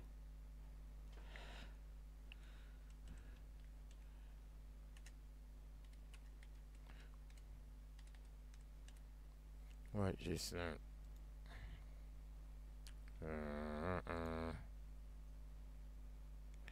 I'm trying to, let me try. Trying to pick a text now. That's all I need right there. Okay. Okay. And where's that text going? Excuse me, family. Sorry about this. Trying to get there. Where's the text going? Wow. Excuse me. Where's the text going? Where's the text going? Where's the text going? Ouch. Yeah, I'm coming there right there. Okay, transfer. Screen. Well, I don't know if I can find the text. I was just trying to create. Anyway, let me just say this is the text. It's all right for now. Okay. Is my screen changing yet? Yeah, we see imagine the Black Egyptian, right? Yeah, imagine I was gonna put a name on this one. Imagine those two images we just saw just now of so-called Jesus and Ali. Imagine we then told you this is what Jesus really looks like. Right. Imagine Exactly. now we now tell you that those pictures you saw were not the real type of people. But this is what the real person, especially talking about Jesus and Muhammad, this is what they look like. Right. Even darker, because remember this guy said his mom was light skinned, so he kind of came out looking light. Look at that. But they're even darker than this. Yeah. How do you think people will respond after seeing those two first images? Can they ever accept this guy as the real archetype Jesus or Muhammad? Can they accept that? It's very hard. You know why, Uncle? Because most people, they don't really believe in the truth. They believe in reality, right? Right. So if they see blacks at the bottom, and then you're telling them some of the greatest men in history, whether they're real or fictional, were black, they're gonna say, well, this doesn't add up. How the hell could they be black if black people are at the bottom and black people are in the ghettos and black people are poor and da da da? You know what I mean? I know, and that's the funny thing. So it's a disconnect. It's a psychological disconnect. Yeah. And all the evidence only points to black. All the evidence only points to black. There's not one single evidence that points to white, family. Everything points to black. I mean, we're not saying a few things. We're saying everything. Imagine the thing is, they were smart enough to create false evidence. Absolutely. You know what I mean? Absolutely. It's not even. It's a worldwide thing. Even in India, right? So you have Krishna. When you Google his pictures, he will be shown as a Aryan, white Persian-looking dude, right? And when you search his name, Krishna means black, right? It means dark. And even his family, the family that he comes from, the Yadavs, they even their hair still, right? And they're still brown-skinned people. They're dark-skinned people, and they're still showing Krishna as a white guy, as like a Persian-looking dude. So it's not limited to only Jesus and or Muhammad. It's the same over here as well. It's the 100%. same. It's the same game. You know, we've looked And at this this. is, and I want people to be clear. This is a brother from India. He's India, It's from the north of India, light-skinned Indians, and he's even saying this. So this is not something that we just made up out of our heads. It's brother Shivam. It's brother Shivam. Are you there? Are you still there? Yeah. Yeah. He's our Punjabi Sikh brother. Yeah, Northern talk, Indian, brother and Shivam. he's Talk saying to this, us yeah. if you've done any investigations yourself, any looking around yourselves, because you're close to those places. What can you tell us about the Black Buddha, the Black Hindus, the Black Sikhs, all that? Look, and get one thing right, family. Look at me right now. I've told people before, I'm an albino. I'm an albino. I don't have a problem saying it because it's in the word. I'm not as black as some of you. And I'm not as white as some of you. Well, let's not get it twisted. The black man is the beginning of everything, and out of him comes everything else. So we got to work it out. We got to work it out, family. Am I lying? Exactly. No, am I lying, Max? I mean, come on, talk to me. No, it's facts. It's a fact. The gospel truth. Yeah. Because even yesterday or what, I think we showed some of our family down in. Let's do it again. I'm gonna just go open a window on YouTube again, and and share another window. And you know what's funny? If I could just add in, right? Yeah. Go ahead. I was watching like a year ago something of South Asians in Australia, right? Like South Indians and Sri Lankans and Bangladeshi, right? Bengalis. And I was surprised that the white Australians were calling them nigger. They're saying nigger, blackie, monkey, get out of here. And these people over in the West wouldn't be really classified as black. They'll be black as in their skin and the darkness, but they wouldn't be black as in racially, like their hair is different and their features, right? But the white Australian, and it's on YouTube, anyone can just Google this, are calling these Sri Lankans and these Tamil and these South Indians nigger, you nigger, go back to your country, you blackie, black bastard. And so those ones, they know they're black. Even if they don't want to accept it, that's what they're classified as, you know what I mean? It's sad, isn't it? You see what I'm saying? It's sad. Right. And you know, that's what it is. Because in reality, we should go by our tribal names and our ethnicity. So Nigerian or Yoruba, Igbo, Somalia, there's different clans, all over Africa, the Middle East, Asia, there's ethnicities and tribes and clans. But under white supremacy, we're black, and we just have to accept it, We're black, and we have to, accept that, and we have to unify and, strategize. You know what I mean? Absolutely. I've got a serious theory I want to put to the people at the right time, to do with albinism and white skin and all of that, and elaborate on it in a more erudite way. If I can get to it, just because there's just so much to do all at the same time, so that people have an understanding of what we're even talking about when we're talking about ourselves as black or white or Europeans or Africans, or sometimes I hear family, and I hear people do it a lot.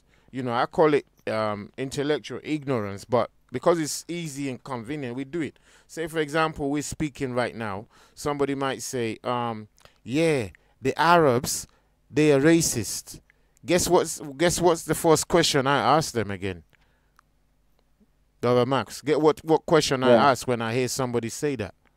What is that? I say, which Arabs? The white ones or the black ones? Because everybody just has assumed, presumed, and closed the case that whenever we hear the word Arab is racist, that must mean we're talking about what color Arabs? Yeah, the pale ones, white ones. You see what I mean? But it's ignorance to even think like that. Because if we let our guards down, then this brother you're showing us in the States fighting to be reclassified as black, How can we understand? Because even he himself said he got there in 1978, but it took him until 1987 to start taking the matter serious. And the funny thing is, right, and I want people to really, really, really like take this in and really comprehend what I'm saying. The guy is just fighting for a title. His looks is irrelevant. You see what I'm saying? He looks clearly like a black man. No one can say he looks Chinese or he looks white or he looks, whatever, Mexican or whatever. He looks like a straight black guy, right? But he wants the title black because he's classified racially as white because he's from Egypt, and Egypt is under white domination right now with the pale Arabs. So just because of the classification, he said when he goes for a promotion or he goes to look for a job and he ticks white, black, and his white superiors that they're saying, black people got no civilization, they got no culture, don't try to be black, they're thieves, they're murderers. He's got penalized, he's got suspended from his job just for trying to take the title of black.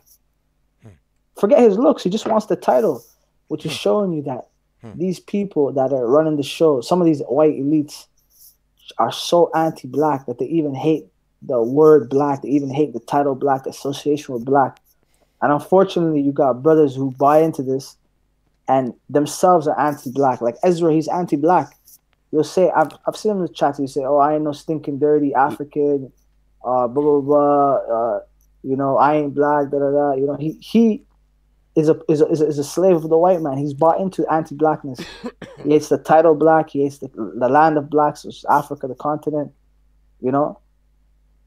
I mean, look, brother. He'll accept white Israelites over black Israelites in Africa. That shows you how mentally retarded some of these brothers are, man. They need the medicine, man. They're sick. You know what I'm saying? Look, brother. Here's a European. You can see clearly that this white brother here, you can see that he's a different type of white or a different type of albino to his other brother. Are we lying? You can see that clearly here. But you can see all his features are European features. Right. But what are you going to do with the two of them now? Who are you going to tell me is the albino and who's going to tell me is not the European or what? Yeah, exactly. Yeah. You see what I'm saying? So people need to really, educate the mind and be prepared for the shock. Let's look at Albino Island, Africa, and take this one also. Eh? Here we go again. Now, pause it a little bit. Let it load up. This is in Africa, called Albino Island. And this is like one of our sisters. I mean, what are we talking about here? This is not in Africa. This is in Africa, family. Oh, sorry. Should I put on some? Let me put on some volume, actually. Born without skin pigment, the scorching African sun burns their skin and blinds their eyes. I feel like I'm on fire. American albinism expert Murray Brilliant is traveling to Tanzania on a quest that he hopes will improve their lives. These poor kids with albinism, her hands look like the hands of an old woman. His journey will also take him to meet Selena, who lives in one of Africa's biggest leper colonies. You see that? A black person whiter than a white person. That shocks a lot of people, Gary from the park, he brought out one time a study which was the darkest man on the planet and the palest man on the planet were both a black African. Wow. Could you take that in, family? The darkest man on the planet and the palest man are both black African. What does that tell you? We got it all, man. We got all the flavors, baby. We got all the flavors, baby. When some of our people start hating on white, as if white just means only one thing. It's ignorance. We got to be careful. When they try to associate white with only European, when sometimes it could be Africans, Black Africans themselves. And you know, the crazy thing is, Uncle, right? You brought up a video from Tanzania, right? Right. I lived in Tanzania for 2 years. You know, my mom. Wow. She's from there. Yeah, she grew up there. Like, she grew up in Tanzania and Kenya. Wow. You know, in her childhood. You know, until she was 20, and then she moved to Canada. So, in Tanzania, right? I was watching a video the other day where there's a lawyer, an albino lawyer, you know, a black woman, and she said in the video, I think I watched it from your channel. Maybe I think you're the one who showed it, where she's like, our brothers and sisters here hate and discriminate on us albinos. Yeah. Even though we're black like them, but we just come out with different features. You know, blonde hair, blue eyes, pale skin.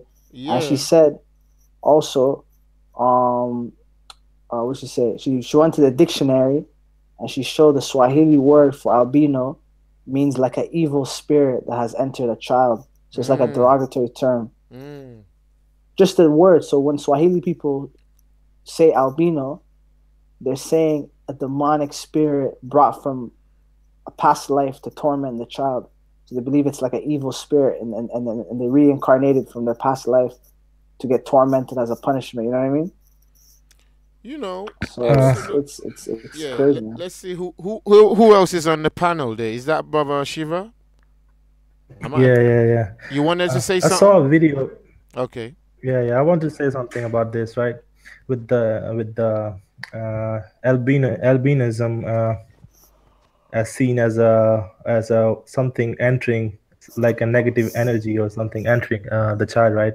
So there was a video I was watching where this French guy, who he contacted a tribe in Africa or some part, not Africa, maybe some other island where they never saw a white man. So this guy, he was seeing this white man as a spirit, right. like his ancestors. Like his ancestors told him. I can see a ghost. So yeah, it makes sense, like what Max was saying. Like they haven't seen the white skin. It's like a new thing. So. And guess what? You know what? Some of you who haven't watched this, you know, like this albinism in Africa, try and do some studies of it. Even just on YouTube alone, you learn some things, and some of you already probably had some experience in wherever you are in the world, and it starts to make sense now. You start to understand, look how they started this movie, for example. A white European from America is opening the movie and saying, yeah, he's come down to Africa to come and look at children or people who have albinism. Are you listening to that, family?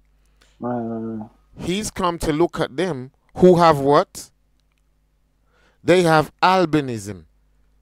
As if he doesn't have albinism. He's an albino. Just as they are. And you know what's the crazy thing, Uncle, right? Right. Because I noticed you have I think there's a white guy in the chat who posted a comment, right? Right. And I think he thinks I don't know if is he still there? His name is UK Watcher. David Leeds, David Leeds. If you can listen, just put a 1 in the chat. Right. Yeah, so David Leeds wrote an interesting comment. You see, David, we're not saying white people are bad or white skin is bad or all white people are bad. We're just pointing out the ignorance in African culture, because if you're an African, right, a black African, and you discriminate against albinos, then why do you get mad when white people in Europe discriminate against dark skin? You see what I'm saying? Yeah. It's either they're both right or they're both wrong. You see what I'm saying? David, because it's still human discrimination at the end of the day. David, nobody wants to be discriminated, right? Yeah, David Leeds. David Leeds. Yeah, David Leeds. If you're still there, please listen to your brother Ty here, okay? Now, because of the ignorance on the world and the double standards and the lies and all of that, it's going to become increasingly unbearable for people of the so-called white race to start listening to what's going to be coming out over the next couple of years. You witnessed how a couple of weeks ago they came out and said the first Briton was a black man. Yeah? All of you saw that with the Cheddar Man. You saw how that caused an uproar. A lot of racist white yeah. supremacists are going crazy. Yeah, because they're counting on you to become emotional. They're counting on you. They're pulling the strings for your emotions to explode. And whilst your emotions are exploding, you won't be able to see clearly. So if you're on this session, please, I don't want you to feel like we're on a racist thing here. No, we're analyzing things. We're analyzing things. There's nothing we can do about that. We analyze Hitler. We analyze Mao Zedong. We analyze Buddha. We analyze Islam. We analyze Africa. We have to analyze everything now. So be strong. Be strong. Anybody who is hating or being racist, point it out to us. That person is not coming back. If you have a personal issue with them and you call yourselves names based on a personal issue, that's a different thing. You know, like a Nigerian can call a Jamaican something. A Jamaican call a Haitian something. Or a Somalian can call a West African something. Or vice versa. That's just a personal issue. Yeah, no. The thing is, like, I think David's confused because what we're saying is we're not trying to divide white and black. Actually, on the contrary, because you had some ignorant brothers like Raspect and Jedi get mad when certain of us blacks aligned with Tommy Robinson, you see? And the reason why we align with that guy, Tommy Robinson, is we can see, like, even if because people always claim he's racist. I honestly never seen he was racist, right? Some people bring up the video where he punched a black migrant. Right. And honestly, me personally, and Kalam even admitted, Kalam did a beautiful live show where he said, because people see it as a short white guy punching a tall black guy, some people are thinking about slavery and race and racial divide, and one guy's black and one guy's white. But really, that situation doesn't involve that, because what it was is Tommy's going to Italy. He's seeing a migrant. The migrant is, barking in his face, being aggressive, threatening him. And the migrant is probably Muslim, because a lot of those, and Ty knows, a lot of the migrants are Muslim background, because a Christian migrant is usually not going to do that, because Christianity is very, Christian Africans have a similar culture to Europeans, because it's all Western culture, right?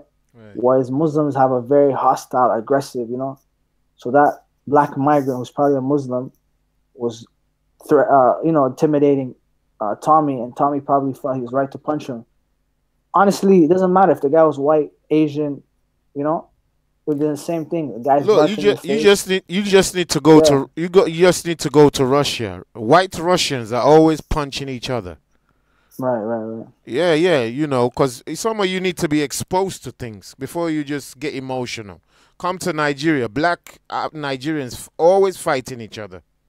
Right. Yeah, we're always punching each other out. Yeah, it happens everywhere. So you got, because look, you got a lot of white brothers and sisters, right, that subscribe to Titans TV, right? Kalam got a lot of subscribers. A lot of people are bigging him up, writing that, I'm learning so much about African history. I'm learning about black culture. I love it. I love the unity, because these white people are used to seeing the racial divide and, blacks online saying white this, white that. So they're like, even if they want to unite with black people, they're like, oh man, these black people, they hate us a lot. And a lot of the things they hate me for, I didn't even do it. It was my ancestors. Even if my ancestors are evil, I didn't have nothing to do with it, So when they see a guy like Kalam endorsing freedom of speech, and he's saying Greek philosophy is good, Egyptian philosophy is good, Chinese philosophy is good, Indian philosophy is good, and they're all pretty much saying the same thing, and it's universally united, and we need to unite. for freedom of speech, and we should be against extremism, whether it's Christian extremism, Israelite extremism, Muslim extremism, and that we should be against Islamization. A lot of the white people were like, "Oh wow, this is great," big up Kalam. Just go to Kalam's channel and see the last couple of videos. You see all these new white subscribers, are love the material and they love the information, and the medicine is getting dispensed. You see what I'm saying? Absolutely. The medicine. Because remember, Angotai, if you give someone who's very sick very potent medicine, it can make them even more sick, and it can even put them to death. But if you drip feed it like IV, they'll slowly get cured. You know what I mean? Yeah, Slowly, and anyway, a lot of healthy medicine can actually knock you out before it starts to fix you. 100%. So if it's happening to you right now, be you black, be you white, look, sometimes we only talking about the Bible on the show, all right? Some of my Hebrew Israelite family, there's certain stuff they don't know, they haven't heard, or that they've been conditioned to not know. And when Brother Ty drops some of it, they get upset. Then when they have time to digest the information, their anger wears out, then they calm-headed, then they see that, hold on, Brother Ty is actually making sense. Right now, I could drop something like that into the chat right now, and you see some people might be going off like, what's Brother Ty talking about? Some people think, I'm gonna drop it in here. Some people think that Esau in the Bible was a white man. Yeah. If you think Esau in the Bible was a white man, prove to me he was a white man according to scripture. Somebody right there who's an Israelite, prove to me that Esau was a white man. Prove to me. I don't say tell me. Ezra believes that. Ezra believes that. Ezra believes that the twin identical brother of Jacob was a white guy and Jacob was black. We're waiting for him. We're waiting for him to show us. And the funny thing is, Uncle, this doctrine, I don't know if you know about the Israelites in America, but it comes from One West in Harlem, New York. What do you mean if I know? That's what I do, innit? Yeah. No, I just had to, be sure.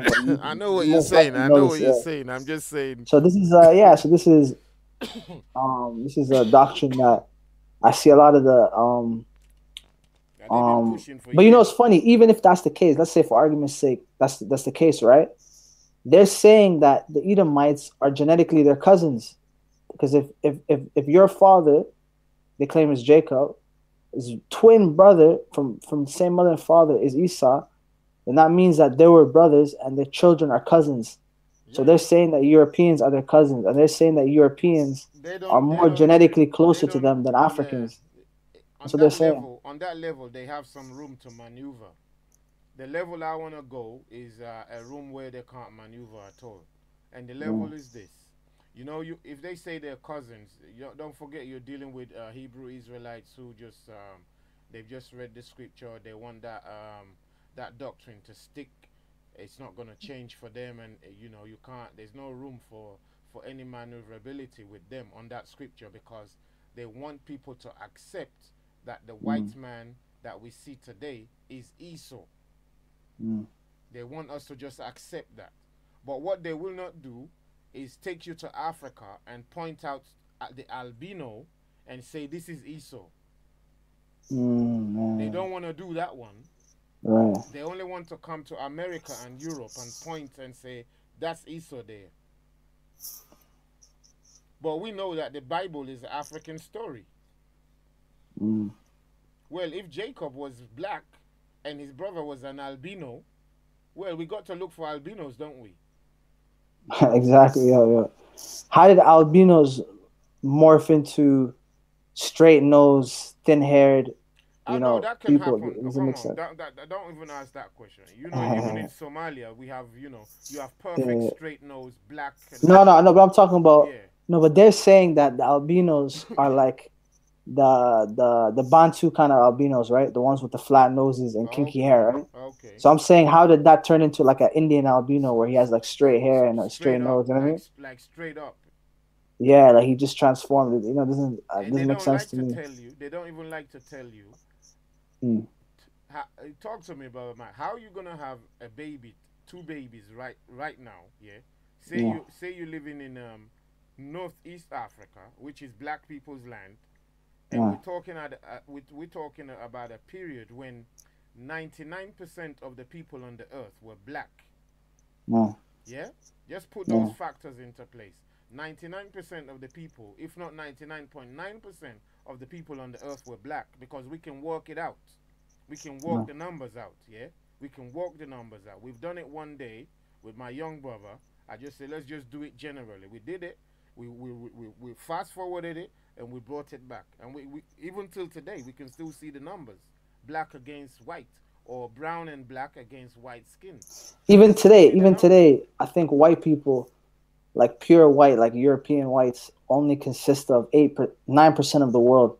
Then if you add Middle Eastern whites and South American whites and all those other whites, then it equals like I think 18%.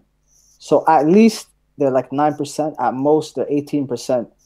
9 to 18 is still less than 20, which is even still less than 50. It's not even half. Yeah. So when you work that back, when you work it back, i.e., the recessive gene. Albinos increasing every year, so you know that if it's increasing every year, if you walk back, it has to decrease every year.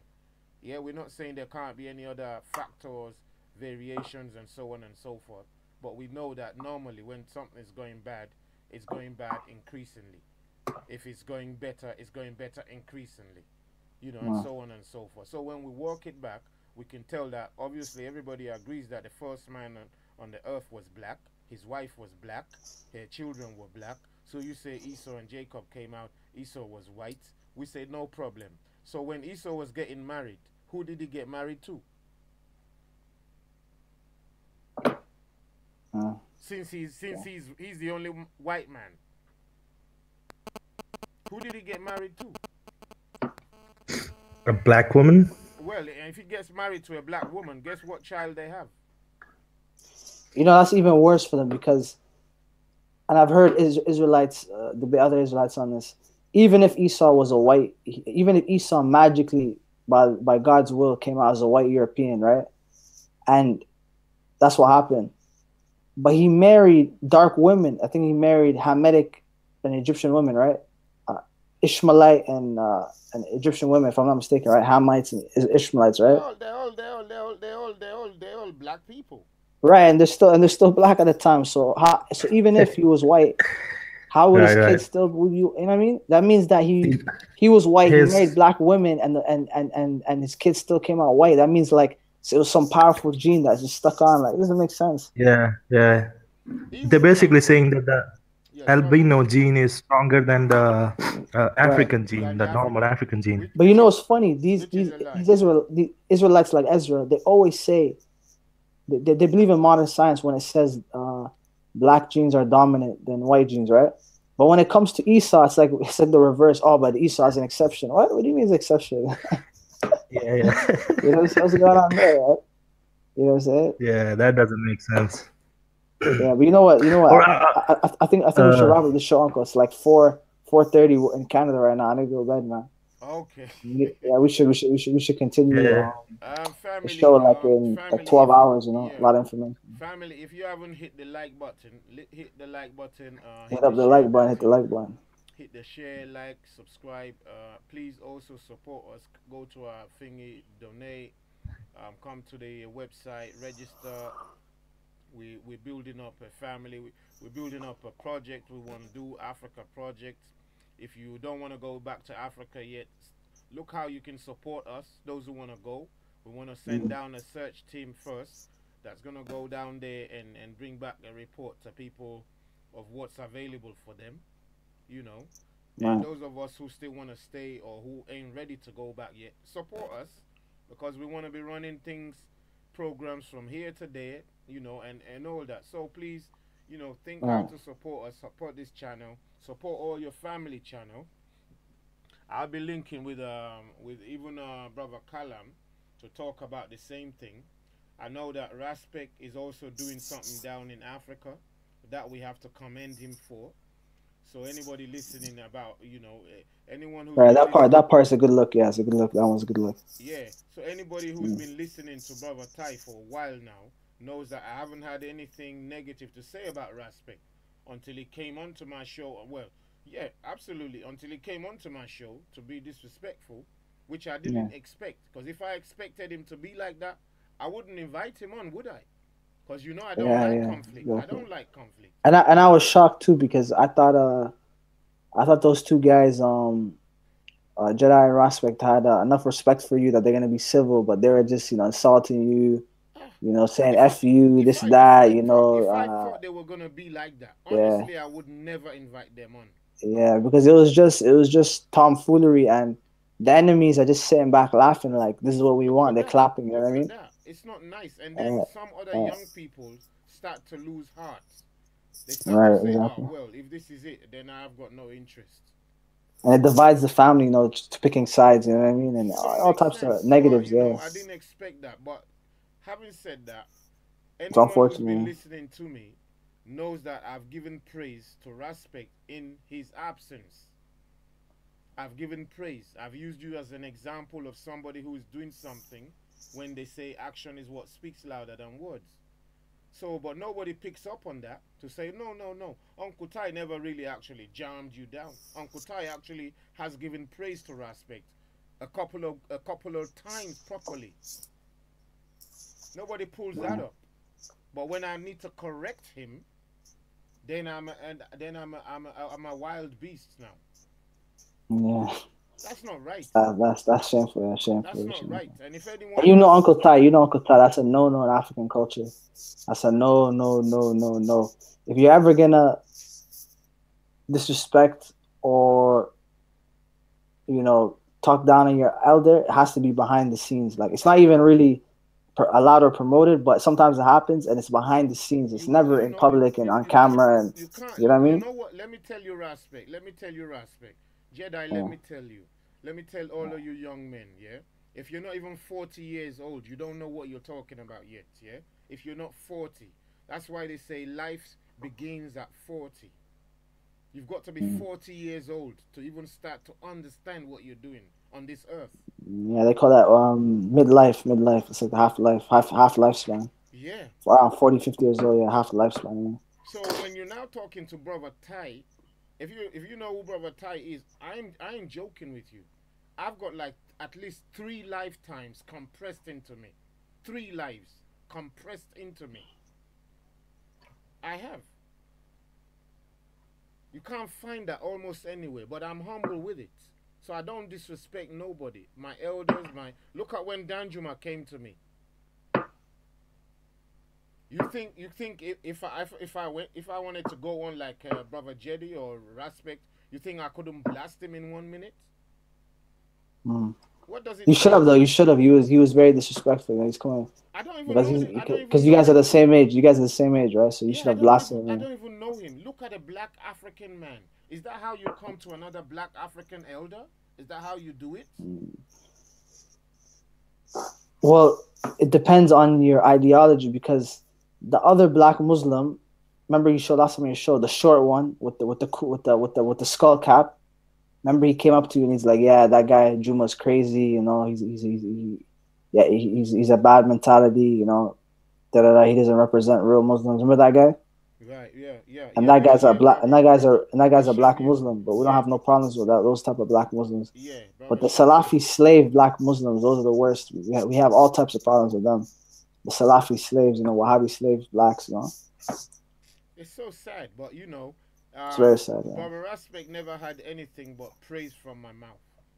So anybody who knows that would have known that I had nothing but love to correct him. I have to correct him. I will correct him unless. Yeah, you know what, Uncle Betty just said an excellent point. She said, they don't even respect each other. They make fun of each other all the time, right? And it's crazy. If you actually go to Gang Unite or Gang Unite TV or Raspek's channel, and you watch a video, they actually do that. They'll just be disrespecting each other all day. They might say, "Oh, we're busting jokes," but it's not really jokes if you're saying, "Oh, you're a waste man, you're a batty boy." You know what I mean? Like we've been talking for more than 4 hours, right? and we've kept it respectful and fun. We've made jokes, but we've never made jokes at each other, you know, like personal shots. No, that's my. That's how real men are supposed to act. Yeah, that's real etiquette, you know. And look, when the Somali brothers come down to anyway, you've covered that. You've covered that before. When the Somali brethren come down, I love the Somali brethren. I can name, you know, the names. I mean, I love their humility. I love their calmness. You know, look, bro. I see a difference between so-called Negroes. It's hurting. It hurts. It really hurts.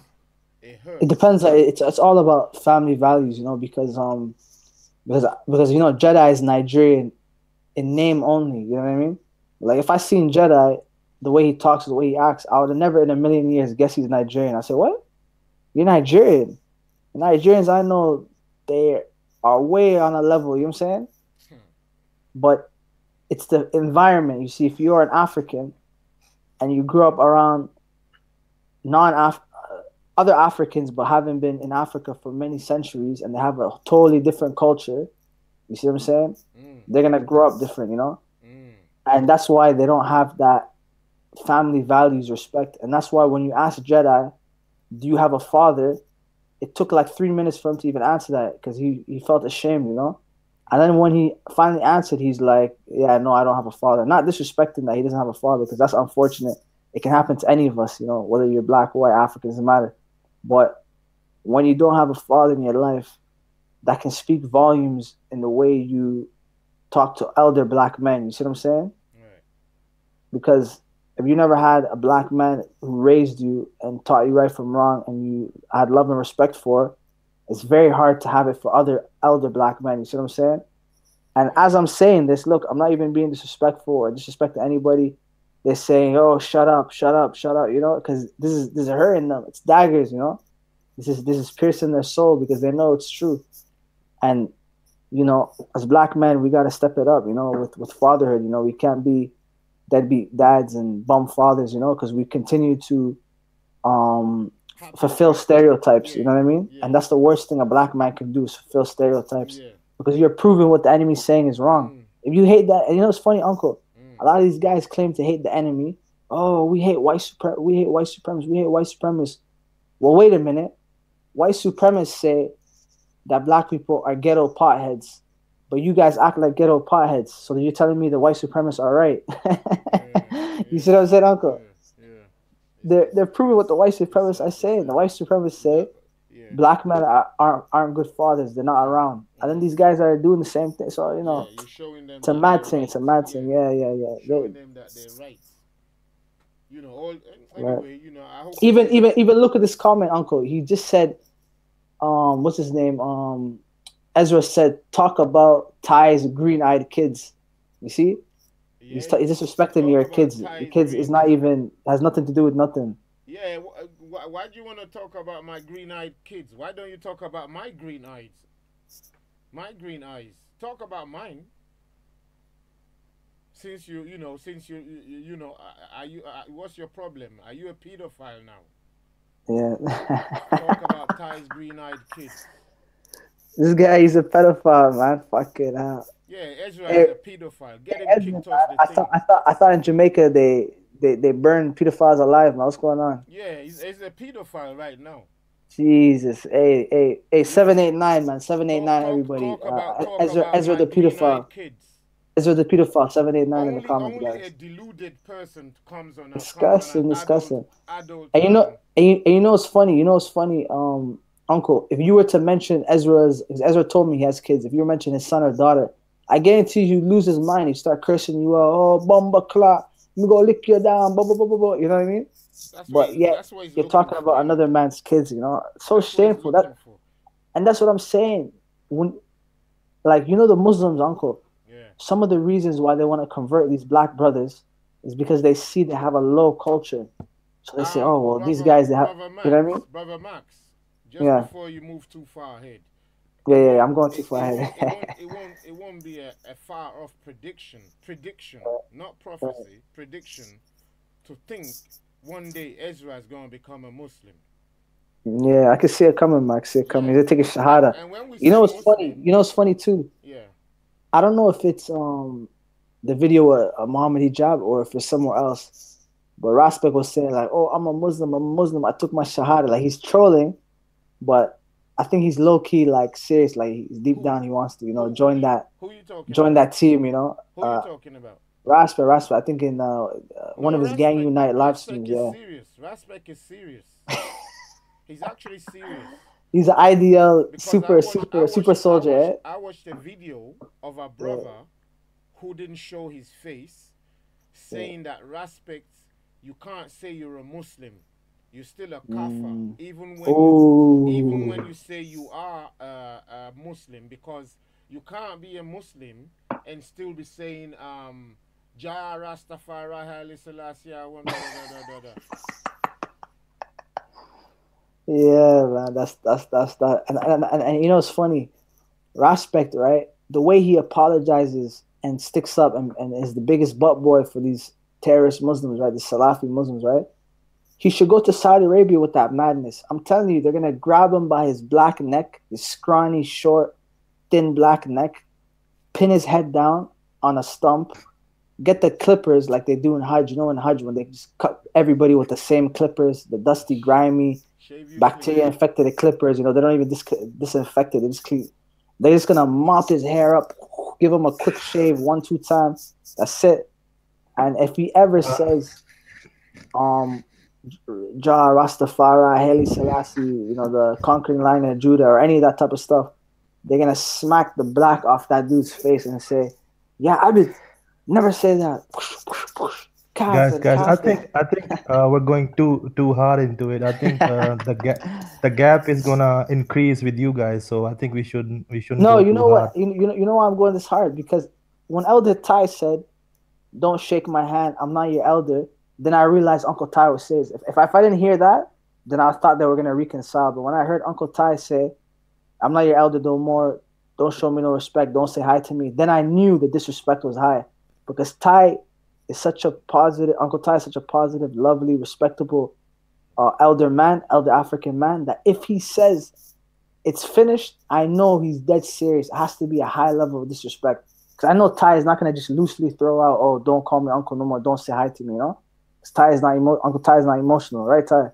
Right, absolutely. You had to have felt some high level, consistent disrespect for you to go that extreme and say, "We dead the relationship, no relationship."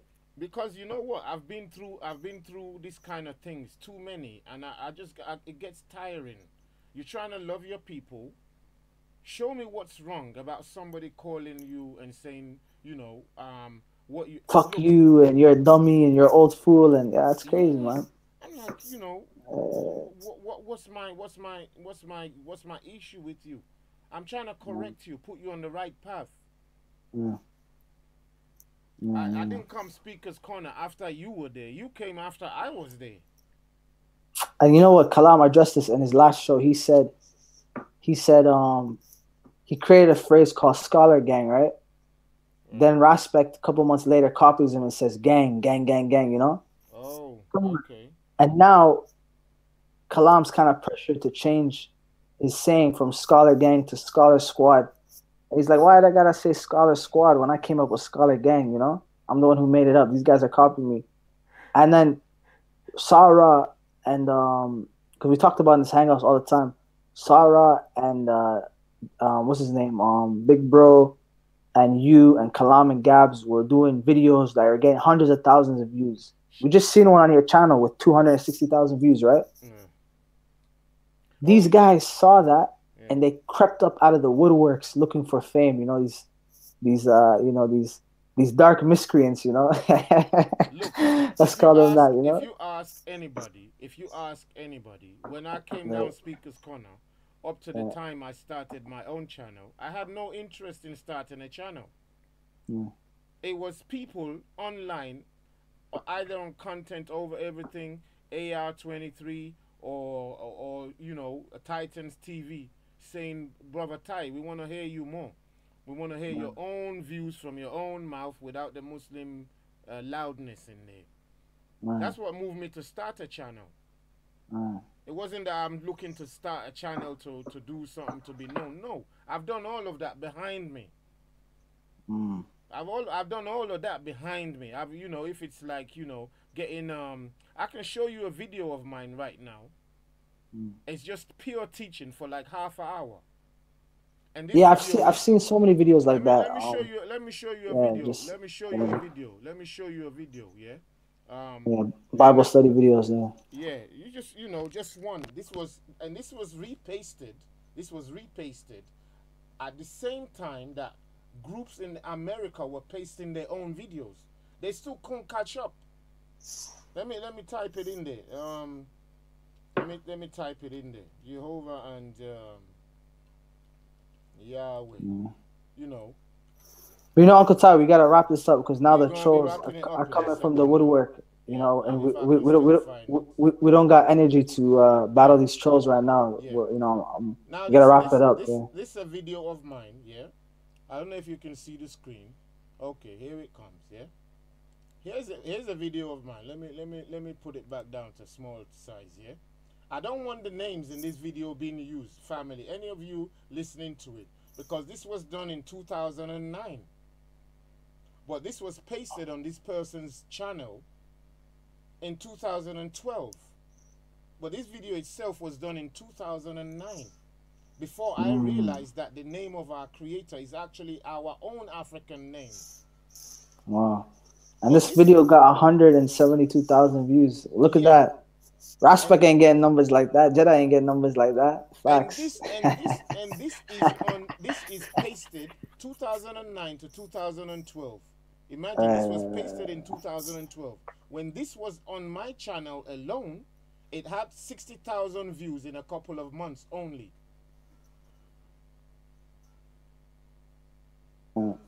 So don't think I've come for the views, because I hear somebody, I got the report, somebody telling me, they're saying I don't, I'm doing it for the views. For the views? Views? If you know me, I don't even like people knowing me. I just have to be known because of the work needs to be known. But if it's about views, you know, take a video like this. Besides YouTube trying to stop my truth coming out. Nah. And this is just part one. This was supposed to be part one. I ain't even started yet. But some of you think, you know, yeah, Brother Ty just get a camera, yeah, I want to be known now. No, this is not about that. It's about like what we're doing right now. We're talking to a young brother. He's making sense. We can share. We can easily talk to each other. We're talking to the jealousy is jealousy, and you know what, Uncle, I don't know if you paid attention, but last time, what was it, when you asked Raspek if he had a father, right? And he went on to some tangent. Like later on, he started saying, "Oh, you know, the old generation didn't do nothing for us. The old generation was useless, blah blah blah," right? But he's projecting his family on others. There's many black families that have good elders, you know, and good parents, but he felt like he's let down, he's betrayed because he didn't have a good father figure and role models and whatnot. So he feels like hurt by that. So he doesn't want you or any other, you know, elder black man to do that. He wants to be that. You see what I'm saying? And it's you know what I mean? And that's what it is. And people think, you know, that's hate. It's not hate. We're just calling a spade. You know what I mean?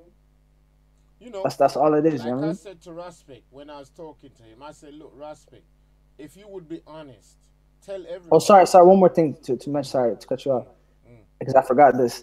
And you even brought up a story. You were like, the first time you came to the park, didn't I think you were my son? Oh, or sorry, my nephew or something. That's where I was going. Yeah. That's where I was going. You see the vibes, you know, the minds link up, you know what I mean? That's where I was going. Great minds think alike, you know what I mean? So how can I now start to hate on you? Right. And I was shocked. And you know what's funny? By his response, I could tell that's true. Because he's like, you know, I thought that was weird. But why did he think that's weird? Because in African culture, it's not weird of an elder being your uncle, you know? It's not weird. You know what I mean? And now, slowly, a lot of Caribbean brothers are now accepting that. That's why a lot of Caribbean brothers are using the term uncle. These guys, before they came to Speaker's Park, they didn't call any black man or uncle. I guarantee for a fact. Even even if he was part of their community, because that's not really, you know, they have like a British culture, you know, because they've been stripped of their African culture, so they have a British culture. You know what I mean? But now they started coming more and more into African culture, which is a great thing. But you know, it needs to continue. You know what I mean? Yeah. No, anyone on the show right now, Max is talking. When Max went off, I did correct him. Didn't I correct you like a couple of hours ago, Max? Yeah, 100%. Yeah, of course. Yeah. Did he take it with noise? He didn't take it with noise. He took it like a man. He said, "Okay, uncle, yeah, okay." He took it like a man. What's the problem? I'm you know what I always pray for sometimes, Max. Do you know what I pray for? I don't have an elder. I don't have no elders around me to be like, you know, like you could come to me and say, Brother Ty, okay, there's some other issues I would please like your advice on. I don't have anybody anymore. Right. It's painful. I don't have no brothers. I've got brothers down Speaker's Corner who are like my age mates and so on. When I'm around them, I'm fine. But you know, when I want to deal with the Bible, biblical things and so on and so forth, I need a brother who can say, okay, Brother Ty, you're not wrong. You're not wrong. You've thought left, you've thought right. You're not wrong what you've decided to do. But I need people to be able to give them, am I going wrong here? Am I doing let me say one more thing before I gotta go, because it's like 4:51 in the morning, you know, I gotta head out. But when I came to one time, these guys brought me to one of their gang TV hangouts, right? Right. And you know, unfortunately, they deleted the video. You know, I wanted them to have the video stay up there so I could reference it and, you know, expose them on their foolishness. You know what I mean? Right. But unfortunately, they deleted it because they seen how bad it made them look, and people were commenting in the comment boards, just ripping them up. I was basically telling them, like, look, if you guys are gonna really lead a generation and, you know, positively influence the youth, you gotta stop the bad behavior. You know, you can't look like grimy niggas and expect people to respect you and show you love. You know what I mean? That's not gonna work. You see what I'm saying? Even a con man, when he comes to con you, he dresses up in a suit and tie, you know, with his hair gelled. You know what I mean? He doesn't look like a slimy, grimy, you know what I'm saying, bum. He looks the part. So, and there's a Nigerian brother named Edo, you know what I'm saying? Shouts to that brother.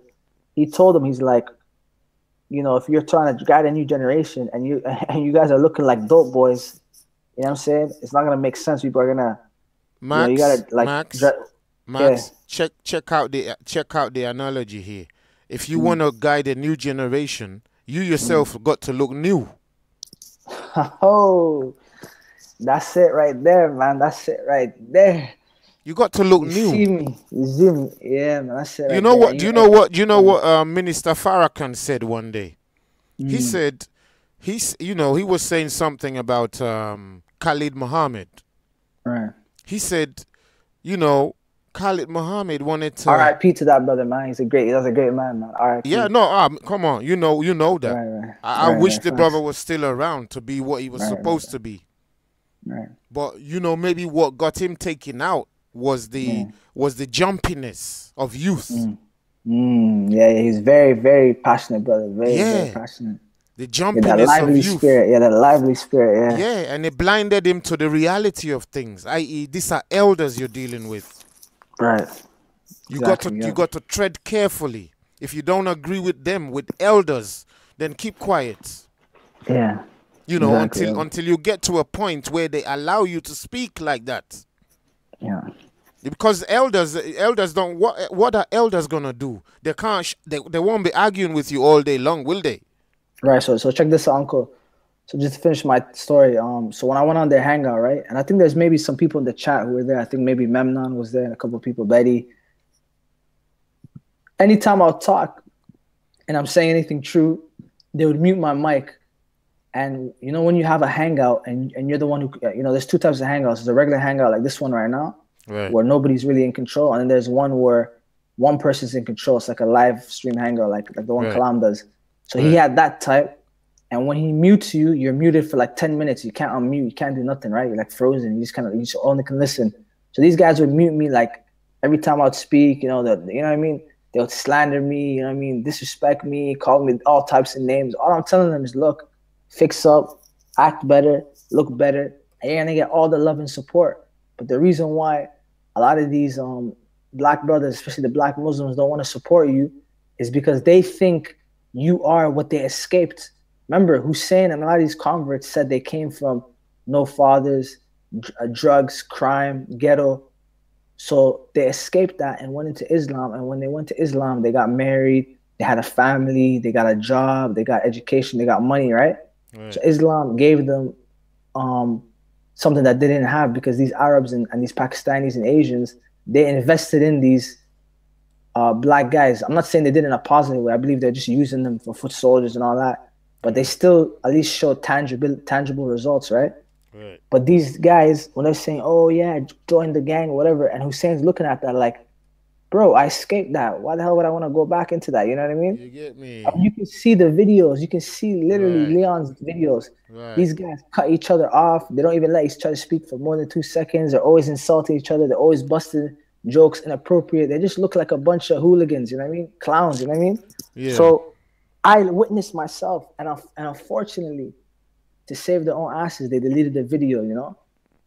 Like, you know, if they didn't delete the video, we could see it right now live. Every time I said something, they muted me, blasted me with insults, everything. So I was shocked. I wasn't really shocked because I knew their character, but I was just shocked because it's you, it's Uncle Ty, you know, you're very well-mannered, you know, classy, respectable man. I was shocked when they came on, you know, dropping F-bombs, you know, fuck you, you old fool, and da-da-da. You know what I'm saying? Just making slide jokes and all this. That just sounded like it sounded like a nuclear war to me, like a nuclear war. Yeah. But you know what it is, Uncle? I have a theory, right?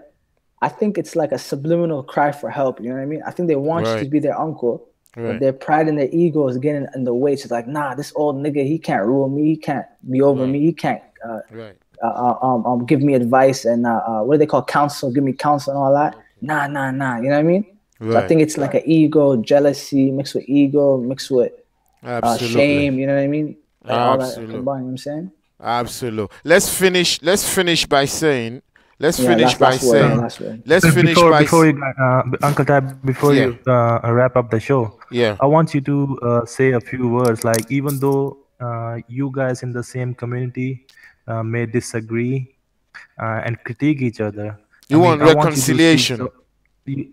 Like, I want you to speak some words of unity and brotherhood. Absolutely, in the same brother. like, you were reading my mind. You were reading my mind. You were just reading my mind. And if you checked me, you can see I've done it a few times already. So I just want my brothers to know, my younger brothers, you're all like brothers and sons to me. I'm not that old. That's why I can link with you. If I'm that old at this kind of age, you shouldn't be seeing a person like me outside talking. That's why you don't see people like me at this kind of age talking, because they don't want disrespect. But I understand it comes with the job. But I'm ready to do that. I'm ready to take the slaps, the spit in my face, and all of that. I can command an army of 100 young people if I wanted to. None of you can stand in front of me and tell me anything. I can call 100 young people into destruction if I wanted to go against anybody. I can do it. It's not hard for me. I just need to hit the street for 1 hour. I can do it. I've got brothers in this country who are in it. You don't want to know them. You really don't want to know them, family. It's not like threat or anything. It's just reality. So don't tell me like, you know, Brother Ty don't understand the youth. I was a youth. I'm still a youth. And I'm still dealing with youth. I understand you. But don't think we're hating you. We're not hating you. We're trying to forge ahead. So with that said, I love all of you. Like I said from the beginning, if Raspek, Jedi, and Michael, if you come back right now, you admit your error to start off, I love you back. You'll even get my own life will, i.e. what you call goodwill. You'll get it back. I don't have any problem. Michael knows that. Michael himself knows that. Michael, who was like, you know, for 1 hour, he was so beautifully presented. It was like, you know, who is this speaking? Then suddenly he changed spirit. But even if you come back right now, I've got no problems with you. I love you. You can do whatever you want with me, but I still love you anyway. So come back and let's talk properly. Start off like we're doing today. Talk properly without effing and hissing and cussing out for nothing. Point out where I really did wrong. Don't get emotional about it. Point out where I really did wrong. And let's see how we handle that. But having said that, I do not hate you. I love you. I'm only seeking our welfare to go forward. I'm not even trying to pit Muslim against non-Muslim. That's not my issue at all. My issue is not with a Muslim. My issue is with lies. My issue is with intimidation. That's where my issue is. So don't mix it up and saying I have problems with the gang. I don't have problems with you. I have problems with Muslims. I don't have problem with Muslims. I have problem with the game. I have problem with the game. With the game. Don't let nobody tell you that Brother Tai have problem with Muslims. He hates Muslims. I don't hate Muslims. I don't. So I love all of you in the gang. Reach out to me. Call me. You know, only me have an email and have a phone number live on my channel. Only me have that. An email and a phone number right on my channel. You can reach me. I've got my Skype, everything in there. So you can reach me on an individual basis and say to me, Brother Tai, okay, you know, so we wanna move ahead. We wanna have what I call the BC3.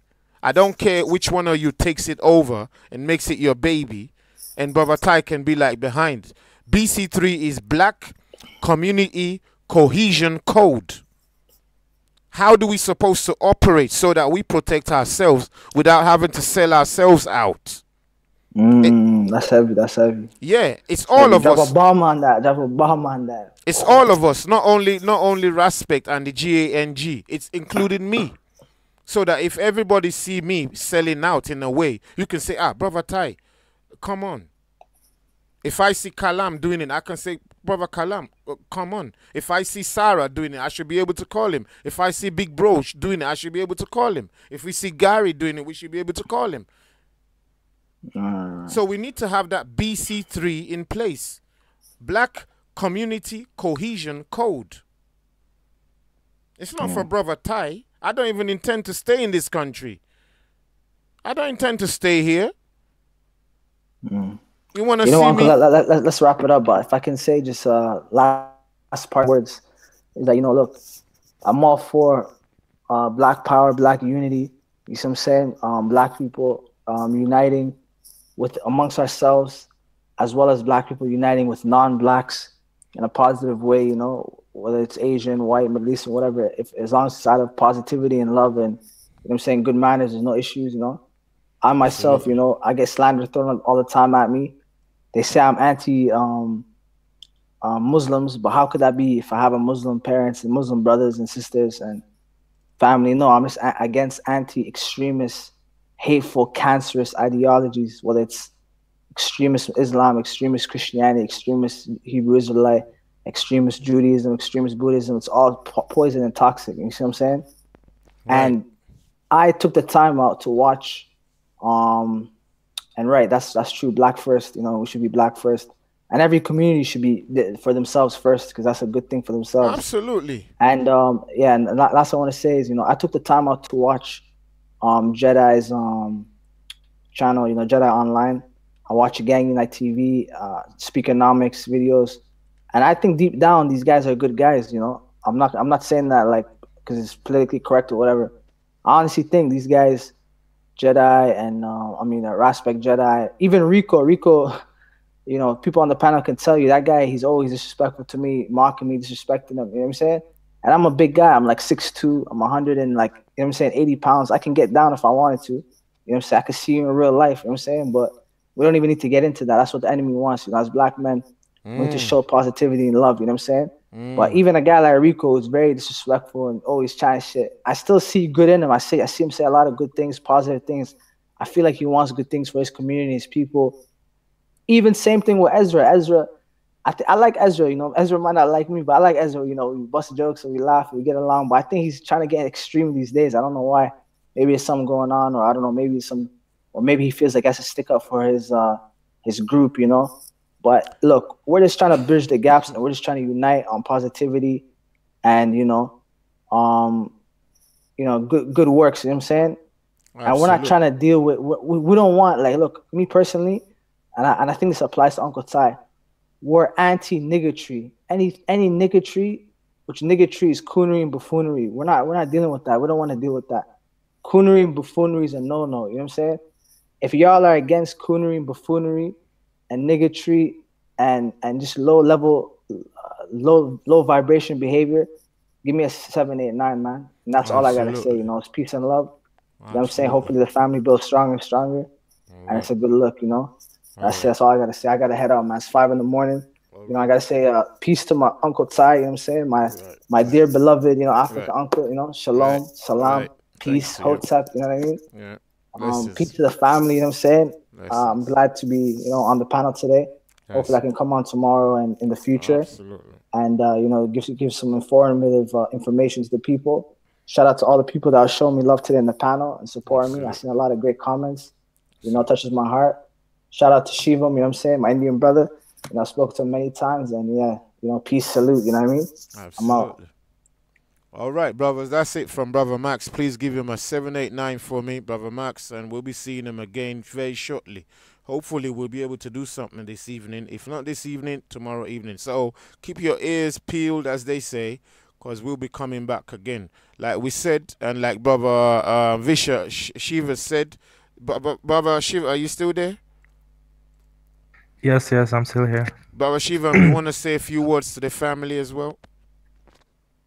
Nah, just me personally, as looking from the outside, I would just like to see unity and you guys working together for the betterment of community and your people. Yeah, that's what I would like to see happening.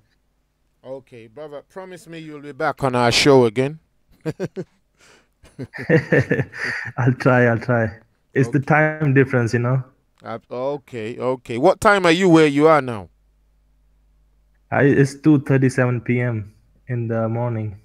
Wow. Okay. Yeah. Okay. All right. Try and link in. We'll be linking in definitely, brother. Yeah. So everyone listening in the YouTube, big ups, peace to everyone. Absolutely. Peace and blessings. Absolutely. That's Brother Shivam there. Blessings to you again. 7 8 night for the brother on the panel there, Brother Shivam. And blessings to all of you family who've stuck through the whole 3 sections of the show. Thank you. May the Most High bless you. We don't have any time right now to take questions and all of that, but I know your love will see us through. Thank you, family. Send out the request to all the brothers. Let's link, let's build, let's rebuild, and let's do the right things. Life, to all of you. Ashe, to you all.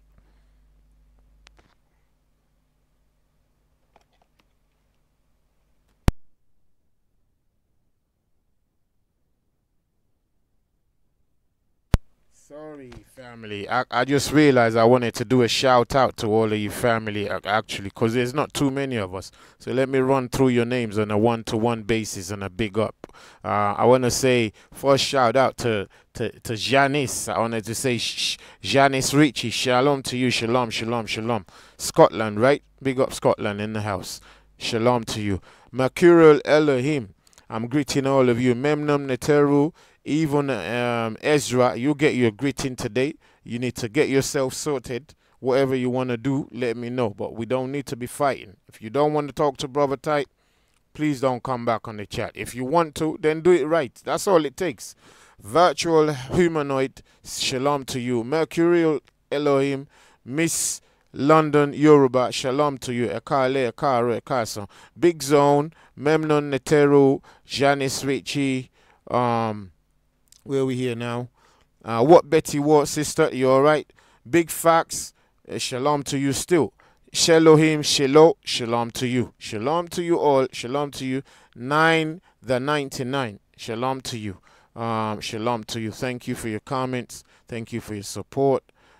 Miss London Yoruba, thank you for your love. Big Zone, shalom to you, shalom to you, shalom to you. I hope all your families are alright. Haweya Hamid, nice to hear from you. Shalom to you, shalom to you. How's all your family? Keep locked in, family. We'll be doing more shows, more sessions, more congregating together. Yeah, it's all about building our communities. And we're all involved. White, black, yellow, blue, woman, man, tall, big. All of us are involved in this thing, all right? Memnon Neteru, shalom to you, shalom. Shalom to all families. Who we got, who we got, who we got? Indian Singh, shalom to you again, shalom to you. Hope you're all right and all families. Link with us all the time on the HIT. Link with us, link with us, link with us. Shalom to all of you family. We're getting into the morning in the UK, 10 a.m. in the UK. I hope you're all right wherever you are. Anthony Grant, shalom, shalom, shalom to you. Life to all your families, all of you. Life here to all your families. Who else we got there? Oh, shalom to all of you family. Who else we got there? Let me see. So give me a second, family. Give me a second. Let me see who else we got there. I want to miss any names. If I miss any names, just bang me up and say, Uncle Ty, Brother Ty, you know. Can't forget my name like that, you know. So let me see. I haven't left anyone. Israel, mine elect. You saying that Yahweh is the name. When you've got the time, please come on the panel. We've done this before. We've got videos on videos and videos of it. But if you think you got something to say, I'll let you come and speak, yeah? You got your 20 minutes, half hour to open it up, yeah? And we'll see. So shalom to you nevertheless, Israel, mine elect. Who else we got here? I don't know if I've been through all the names yet. So we're getting ready to tune out, family. We got about 3 minutes, 2 minutes. Yeah. So shalom, shalom to you. Excuse me. Right. So I think that's about it. I haven't missed any names. The print sometimes is small and the screen's moving quick. So with all that said, I'm saying, may the Most High be with us all. And may his love, you know, guide us and his strength sustain us. And his vision be our vision. Asi Seka 789, shalom over here to you, Asi Seka. I didn't miss you. I didn't miss you there. Who else is there? Who else is there? Twiz Empress, shalom to you. Shalom to you. It'd be nice to hear your views again. Right? Agree or disagree. You know, that's what we're doing. Agree or disagree, but we gotta hear each other. Okay, so no problem with that. Names, policy, shalom, shalom, shalom, shalom, shalom to you. Shalom to all your families. Let me see who else we have here. Who else we have here? We're nearing the end right now, family. So we can all go to do whatever else we can do and see how we can link up with each other later on. So greetings go out to all the GANG. Greetings go out to all the GANG. Greetings go out to all the GANG. And thanks to Brother Kalam for coming on live and spending his time. Thanks for Brother Kazan coming on live.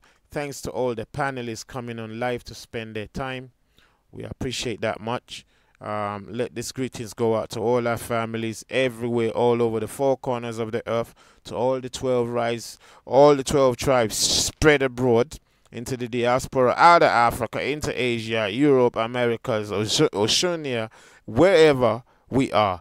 You know, peace to all of you. And family, let's promote peace on the earth. The rulers of the earth don't want it, but let's try and do our best. You know, let's try and do our best. To all the sincere Muslim community, shalom to all of you. Shalom. Shalom to all of you. There's no hatred for you. There's hatred for the game. All right? So, shalom to all of you, family. I'll be seeing you soon. Superhero TV. Almost missed you there. Almost missed you there. Shalom to you again. Shalom to you again. Let me link in. Let me link in. Let me link in. Who else is there? Who else is there? We're almost there now.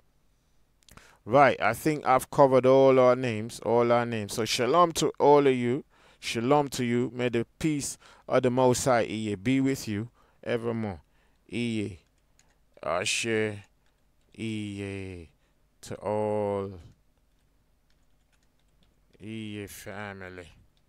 Shalom. Shalom, family. Cutting out right now. Okay? Cutting out right now. Shalom, shalom, family. Thank you. Thank you. Speak to you later, family. Speak to you later, family.